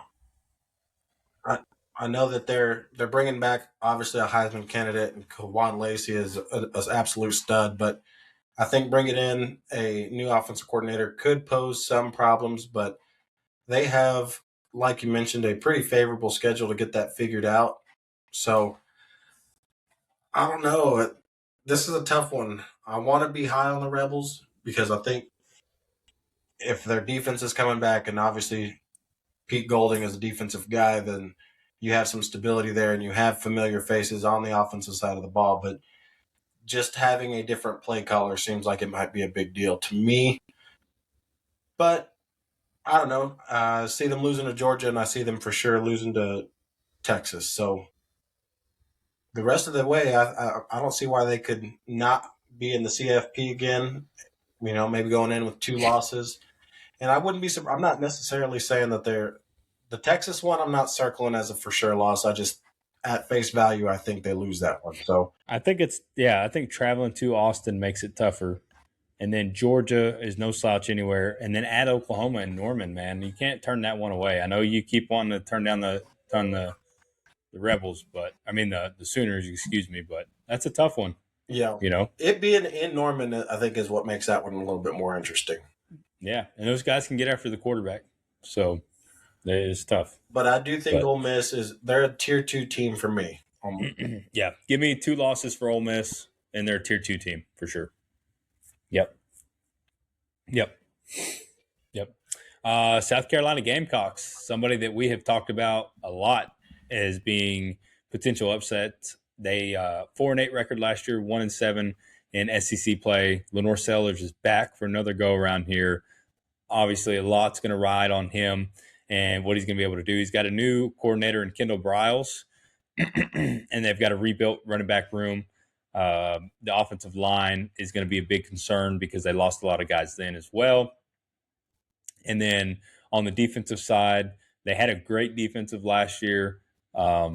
They are going to have to figure some things out there, but the Gamecocks are continuously one of those teams that you know that are right there that you never know what they're going to be, what they're going to do. I don't think it changes this season. Um, they've got some good edge rushers on the outside, which could be a factor. Um, but I think they're going to be straight middle of the pack team again. I think they do a little better than 4-8.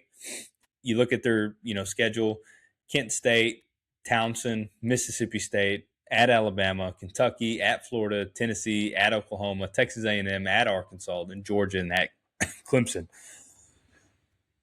So unfortunately, I think this is Shane Beamer's last year. He's 33-30 in 5 years as head coach. I just don't know if they're going to be able to turn it around. They lose to Oklahoma, they lose to A&M, they lose to Georgia, they lose to I don't know, mate. So they lose to Tennessee. There's 4 or 5 losses there. I think they're a 7-5 team. Right there is what I see. South Carolina, Lenore Sellers is going to be a big reason why this team is going to be in these games. It's hard. I think you talk about it's maybe not so much the team with the talent. I think it has to do a lot with coaching as well. I mean, you can just straight point back to the game where they were up 30-3 against Texas A&M and they lose 31-30. There's just adjustments that you can make as a coaching staff to put your guys in better position to where you don't falter like that.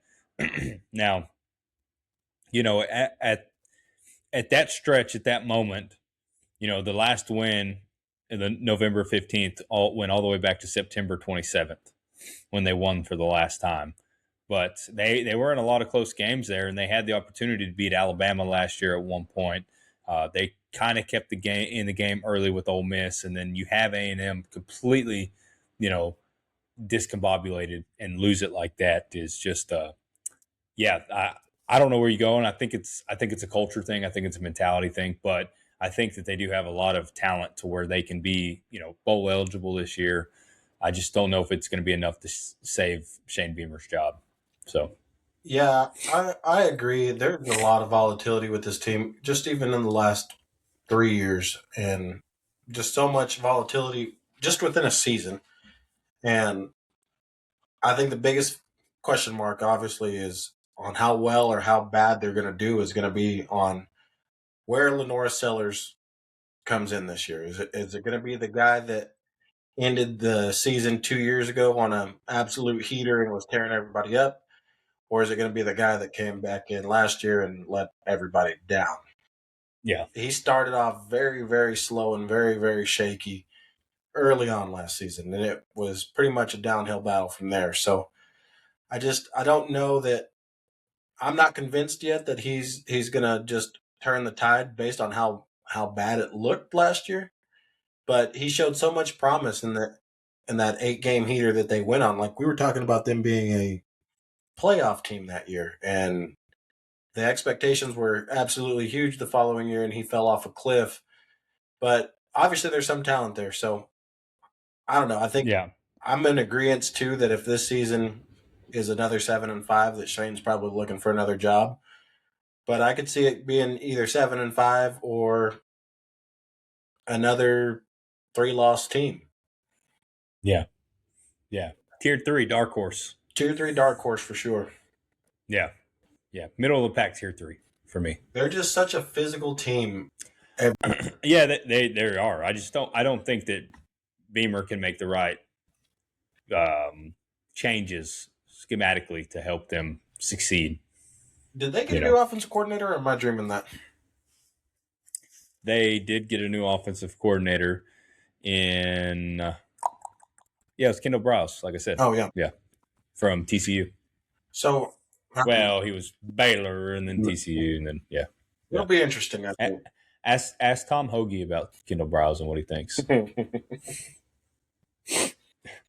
Anyways, so tier 3 dark horse 2-3 dark South horse. Carolina Gamecocks. Yep. Another tier 3 team, more than likely, the Tennessee Volunteers, coming off an 8-5 record, a 4-4 SEC record. Josh Hempel was, looked like he had, some makings to have a pretty successful season last year. He obviously had Joey Aguilar, who was a big part of that offensive resurgence in 2025, but he's out of eligibility now. And now he's looking at 3 different guys that have no talent whatsoever. George McIntyre, um, has been around. He hasn't had a lot of playing experience. He got a Colorado transfer in Ryan Schwab, who has 427 passing yards, 3 touchdowns, and 4 interceptions last year for his career. He's a Colorado transfer. And then you've got a 5-star freshman in Frazen Brandon, who's a top 10 recruit nationally. But that's about it. So Chris Brazel the second went to the NFL after an impressive campaign. Braylon Stanley's is back. They do have running back Deshaun Bishop, who ran for just over 1,000 yards during an All SEC campaign. And yeah, the offensive side of the ball is still a question mark because you don't know who your quarterback is. So huge deal there. And I don't know if the Vols get any better on the defensive side, which was a struggle for them last year. I think that they did try to go out and get some guys like TJ Metcalf from Michigan, DJ Burks from Appalachian State, on the back end.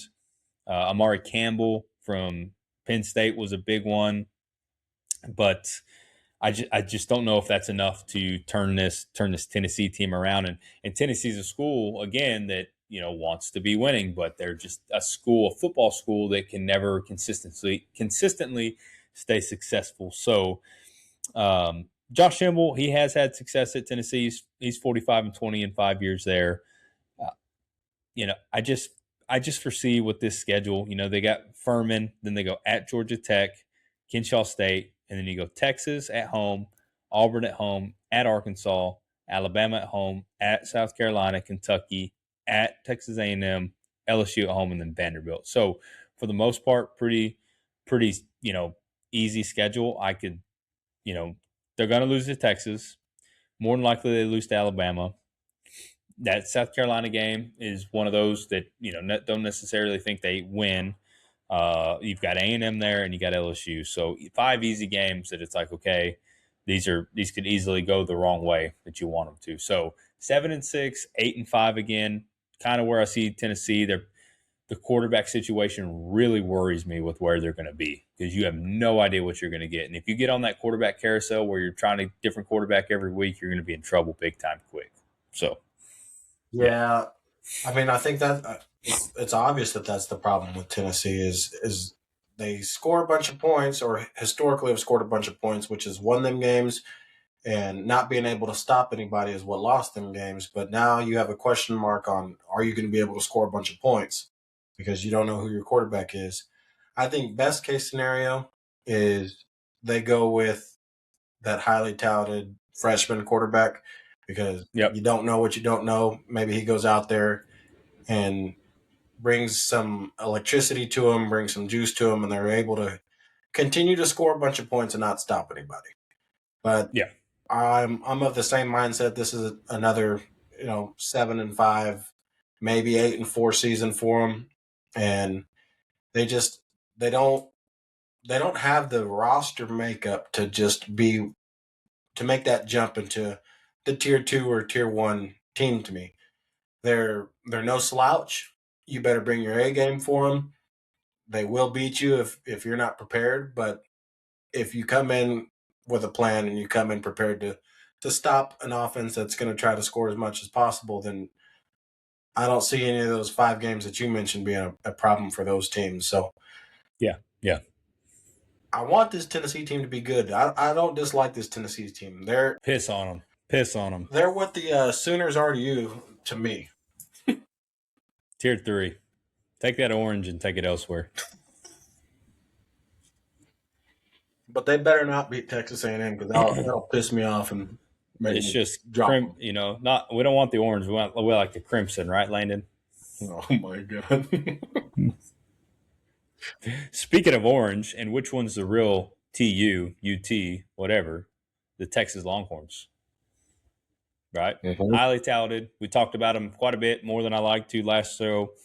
Obviously, led by Arch Manning, who finished the 2025 season with, on a tear the last 5 games, threw for 11 touchdowns, only 1 interception, ran for another 4 touchdowns, even had a touchdown reception in that sequence there. So huge. They went out and got Cam Coleman from Auburn. They got some pretty electric running backs in Malik Brown from Arizona State, and then Hollywood Smothers from NC State. They got some offensive line help. They got a 5-star wideout in Jermaine Bishop, who is, they're talking about is like a young Xavier Worthy, top end speed, can really open up a defense on the backside of the ball. Texas really went out and they did it. I think a big part of what you looked at Arch Manning last year was the offensive line failures in front of him. So if that offensive line can just get a little bit better, give him another half second, a second in the pocket, I think Arch Manning is gonna have a good year. And it was, as much as it pains me to say it, it's just the facts of it. We're an unbiased show and we try to just, say the right things. But no, I mean, Arch Manning has all the makings of being a star college football quarterback. And if he can get that protection in front of him is going to be a big deal.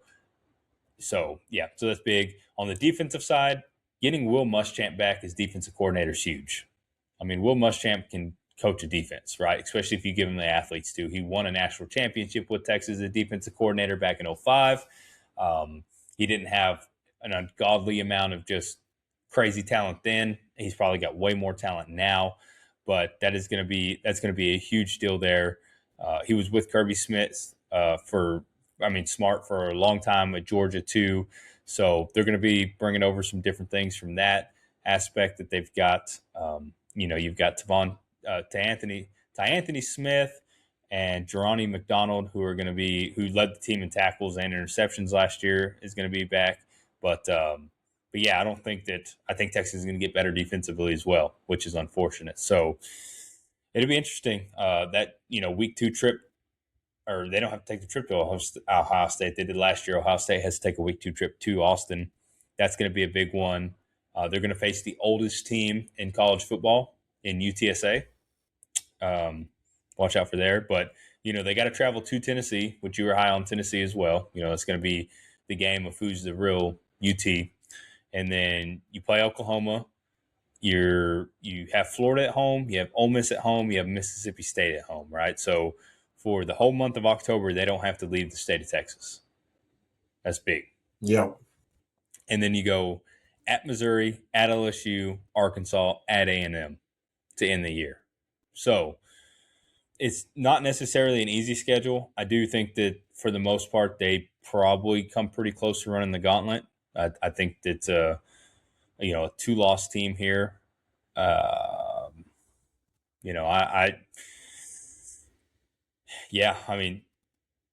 Miss is going to be tough. Oklahoma is going to be tough. LSU is going to be tough. A&M is going to be tough, obviously. So, you take your pick on which 2 games that you see. But, yep. Yeah, I mean, everything that you said, I pretty much second. I'm afraid that Texas is going to be good this year. Ohio State, I think. I think that game will. I don't know. There's a lot with this Texas team. I think one of the biggest problems that I see with them is they're a team that strikes me as believing all the hype that people put around them. And if they go out and they win that week 2 matchup against Ohio State, I could see that biting them in the ass the rest of the way. Yeah. So I think they beat Ohio State. You think so? Yeah. I think they beat Ohio State. I think Ohio State wins that one. I think they beat Oklahoma. I think they beat Ole Miss. LSU and Texas A&M. I have this question. Don't do it to yourself. Don't do it to yourself. I got question marks there. I got to see the Aggies do it in person before I can. I just I think even if the Aggies have a bad season or a less desirable season, that game being in College Station is going to be a big deal. So I think no matter what, they'll play up to the level of competition for that one. And I just don't see that one being a walk in the park for Texas. When I look at Texas's schedule and I looked at Georgia's, immediately my first thought was Georgia was going undefeated with their schedule. This one, Yeah. I have more question marks here. So Yeah, it falls on Arch Manning again, right? yeah, And Stark, can Stark make the true adjustments? I mean, I think he's one of the bigger question marks of the whole thing. And Arch has to start off fast, and if that offensive line can't protect him, he's going to be in some trouble in some big games. So there's no question that Texas has a ton of talent on paper across the field. They one of the most talented teams in the nation, but yeah, it comes down to X's and O's at the end of the game, and you do have Ohio State, Tennessee, Oklahoma, Ole Miss, LSU, and A&M. They're not easy, just Mark W games, here. So yeah, I know, that Oklahoma game is, it's a huge rivalry game. Oklahoma's going to be up for it. Texas is going to be up for it. And, it's one of those deals. So yeah, yeah. Texas tier 1 team for me, as much as it pains me to say it. I have no reason to believe that, right at this moment, that given the paper stuff that's in front of me and no games to back it up, that they can't compete for a national championship. yeah, So, absolutely. On paper, tier 1 team. yep, yep, yep. All right, over to the other side of the state, or just down the road. The disappointment to the end of the year, the Texas A&M Aggies, who went 11-2, 7-1 the SEC. They have it. They have everything that you wanted last year, right? They had big plays, stability on the offense. They had playmakers on the defensive side that could move sideline to sideline. Marcel Reed, obviously, he passed for just over 3,100 yards. He had 25 touchdowns. He added another 493 yards and 6 touchdowns on the ground. He threw 12 interceptions though. That's tough. That's quite a few interceptions.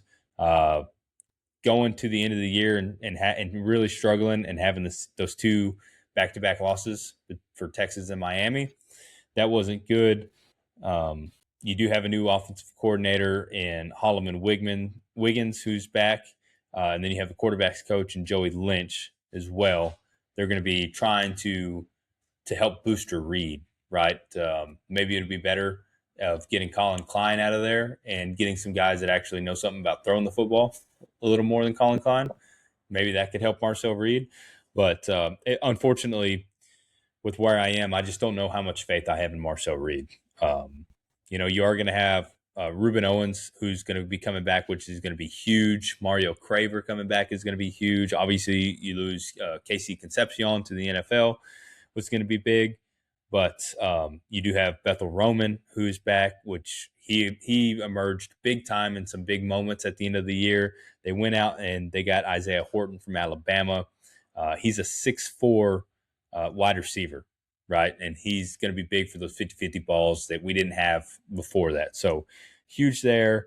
Offensive line, they only have one returning starter in the center, in Mark Naboo Jr.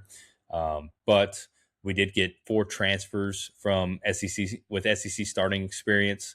You got tackles. You got Wilkin Formby from Alabama, and then Tyree Adams from LSU. So even though you lose those guys, you got out and you got some people with some starting experience. The biggest thing with the offensive line is gelling and really playing together and understand. That's the biggest thing that you have from an offensive side of the ball, is how can your offensive line gel together when they know, hey, we're going to go doubles, or passing man's off when they're doing stunts and doing all this kind of stuff.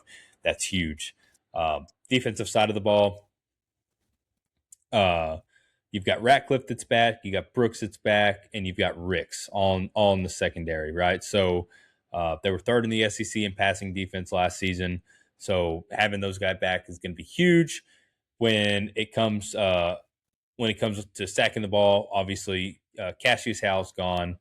They do have some other guys that they're hoping can put in his name, but Cassius Howell is going to be a big piece to to try to fill. So you also lost what was that, York, who was an all SEC guy at the linebacker position. So you've got some shoes to fill there.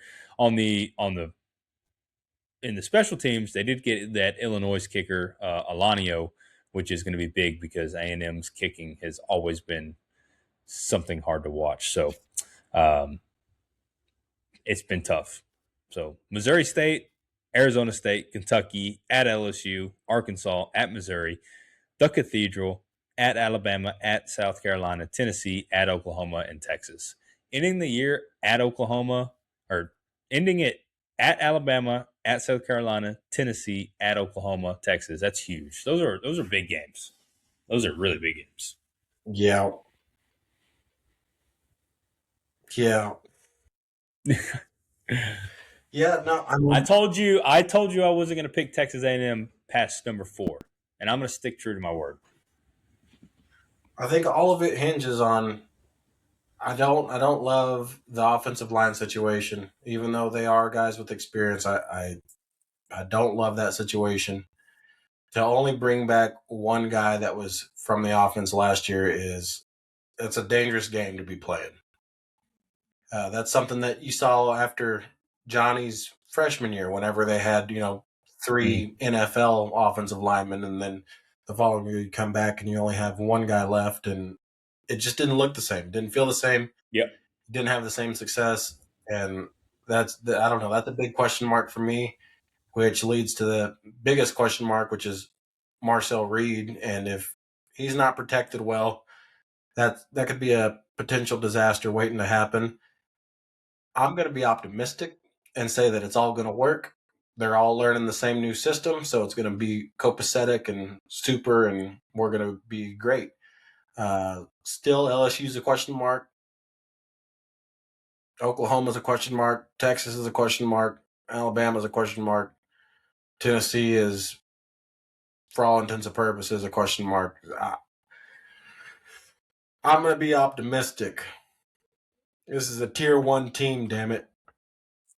And they're only losing 2 games. I'm going tier 3, man. I think it's a 3-loss team. 3-4 loss team, to be honest with you. If, I hope, and listen to me, I hope, and for the guys that are listening and that are going to give me a bunch of shit about this, I hope they prove me wrong. And I hope at the end of the season I'm going, you know what, guys? I was wrong. I'm flat out wrong. But I've gotten to the point where I got to see it to believe it. Marcel Reed went from being the best thing that we had going to the biggest question mark we had. And it doesn't matter, you can say, look at this, look at that. I mean, you end the season having to come back from 27 down against South Carolina. You played terrible in the first half. You played a Sanford team that who cares, and then you put a dud up against Texas, and you put a dud up against Miami. And I understand the Miami game; it was a hurricane in there, or whatever the hell was happening, but there was still no offensive rhythms whatsoever. They weren't scared of Marcel Reed. Um, yeah, that's a tough deal. So I hope he proves me wrong. I really do hope I'm sitting here saying, guys, I was wrong. I'm an idiot. But yeah, we're a tier 2 team. We're going to be fighting for a college football playoff spot. But I just don't know if we get back there. It's really hard to win the games that we won last year the way that we did. Right, 1 point against Notre Dame, 6 points against Auburn. You go 3 points against Arkansas. 1 point against South Carolina, right? Those you don't normally see those games go that way. You're tipping your favor the next year. They just don't. Like the football gods don't let it happen. So that's what worries me is that can this team, actually, it's great to be battle tested and win those close games, but can we get a little more distance between us and them? yeah, So and yeah, I think one of the big problems I saw last year with the offense was, yeah, we could do everything underneath, and we had playmakers that could take a 3-yard slant route to the house after one missed tackle. Now you have just Mario Craver left to to be that guy. And what appeared to be lacking all year long was Marcel Reed being accurate with the deep ball. I mean, it wasn't even remotely close 75% of the time. Yep. So if he can figure Yep. that out, I think that'll help tremendously. But then again, you have question marks on the offensive line. You need time for him to get that deep ball going. Is that time going to be there? And then if it is there, is the pass going to be accurate? And I think that's where all my questions are. So if they can figure that out, we're tier 1 team, damn it. Yep. Yep. Yep. We'll see. Yeah, we'll see. They could also We'll be see. a tier 3 team, real quick. Gigamangs. All right, last team in this alphabetical order is the Vanderbilt Commodores. Man, I do not think they're going to be good without Diego Pavia. I think they'll be competitive and potentially somewhere in the middle of the pack. As much as Pavia, was, you can say whatever you want about him. He still was a baller, and he still came out and did a lot of good things. It's gonna be tough for them. It's just Vanderbilt, right? I don't even know if I have to get dive deep into this. And they finally got a 5-star recruit who flipped his commitment from Georgia to them, and in Jared Curtis, and he's probably going to win. He's going to be the starting quarterback there. So we'll see what that looks like. They've still got some receivers that are going to be coming back. Yeah.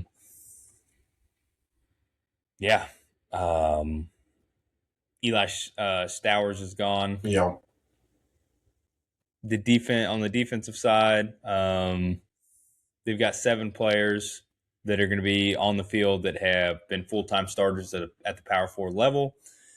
There's just something about Vanderbilt, Tennessee. That's who they're over there. I just don't, doesn't make me feel good and cozy. I think it goes back down to, I think things come back to normal for Vanderbilt this year. I think they're going to be a tier 4 team that is just, trying to get past the Diego Pavia era, and that's what it is. I think I'm gonna put them in tier 3. I don't see them falling back way far back, but they're gonna come back down to reality to some degree. I think it'll be a slightly new reality where they're not at the bottom of the SEC.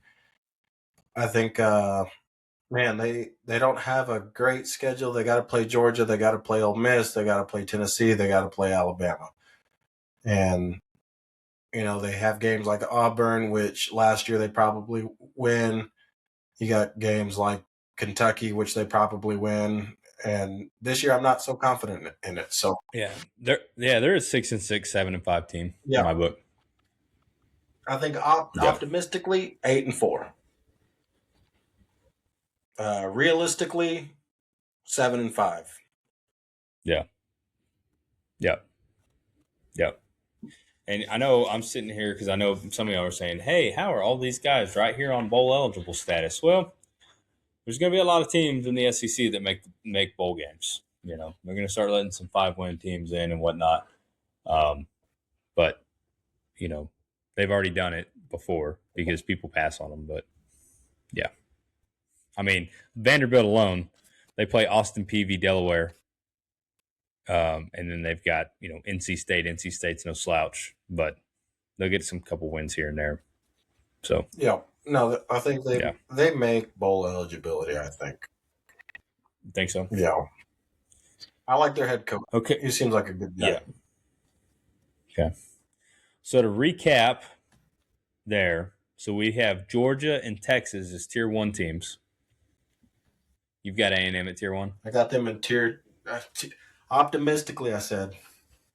Okay. Tier 2, A&M, Ole Miss, Oklahoma, LSU. Tier 3, Alabama, Tennessee, South Carolina, Missouri, and Auburn. Is that who we had? No, I got Auburn in tier 4. Okay. They're at the top. And then of the board. tier four, Auburn, Mississippi, Kentucky, Arkansas. Yeah. Okay. Yeah. So SEC championship game, give me Georgia. I want to say over A&M, but give me Georgia over Oklahoma Oh my God. in the SEC championship I game. can't believe this shit. Yeah, give me Georgia over. Georgia over. It's going to be Texas. And then making the college football playoffs, give me Georgia, Texas, Oklahoma, A&M. Those four. Making the playoff: Georgia, Texas, Texas A&M, LSU. Okay. God. Let's see. I hate the Ole Miss disrespect. I'm sorry. But there's only so many teams that can make it. So it's still only a 12 playoff team. Whoever wins between LSU and Ole Miss, that's who's going to be that last team, man. That Oklahoma disrespect, man. They're not getting in. Oh, jeez. Yeah. So the big games to watch. Obviously, you have LSU at Ole Miss. You got A&M at LSU, Oklahoma at Georgia, Georgia at Alabama, Texas and Oklahoma, Georgia at Ole Miss, Alabama at Ole Miss, Texas at Ole Miss, Texas at A&M, and Auburn at Alabama. Right, and a bunch of slew of games all throughout there that are going to be fantastic. But yeah. So, man, Holy cow. what's the likelihood that the Heisman winner comes out of the SEC? Ooh, I think it's right at 50%. Actually, no, I think it's higher than that. I think it's 60% because when I look at the Big Ten, there's outside of Julian Sayin, there's not really any. Dante Moore, I guess. Yeah. Okay, maybe I am right at 50%. Who's true contenders in the SEC? Arch Manning and Trinidad Shambliss, and John Mateer. Oh God. Okay. And then you have some dark horses like Sam Levitt, Marcel Reed. Yeah. For sure. What? You got to get off this Oklahoma train, man. I think I'm just doing it just to bust your chops now. Just to bust your chops. But no, I think the Heisman Trophy comes back to the SEC this year. The big question is, does an SEC team at least make the national championship? I think yes. I think it's going to be Georgia. Yep. Okay. I don't disagree with that. I think Georgia. Georgia's a huge. They're stacked. They're huge. Yeah. So, anyways, well, man, we went through them all. Are we missing anything here? I don't think so. Except the Big Ten. Jeez, we would have to go for 4 hours. You weren't kidding. Yeah. Okay. So Big Ten coverage. Here we go. No, we're gonna have to put that on a different one. We're gonna have to combine the Big Ten and the Sun Belt or something like that. Yeah. Oh, geez. Well, cool. Well, guys, we hope that you're still with us. We hope that you enjoyed. This is our first ever 2-hour podcast. Oh yeah. Probably won't be our last one ever. But I enjoyed that. That was fun. That was a lot. But yeah, we will. We're glad, that.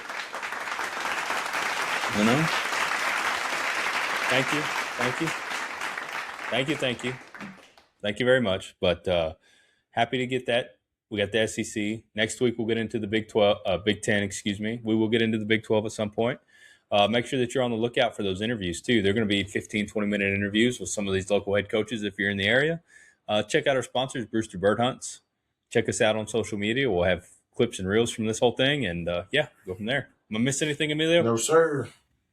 Yep. Cool. Well, God bless Uvalde. God bless the surrounding communities. look for them. And remember that if you need a Savior, Lord and Savior, Jesus Christ is there. He is the light. He's the way. He loves you no matter what. So, good, Emilio? I'm all good. I'm good. All right. Well, this has been the SEC preview by In-Laws and Out of Bounds. We will see you next time, everybody. Peace.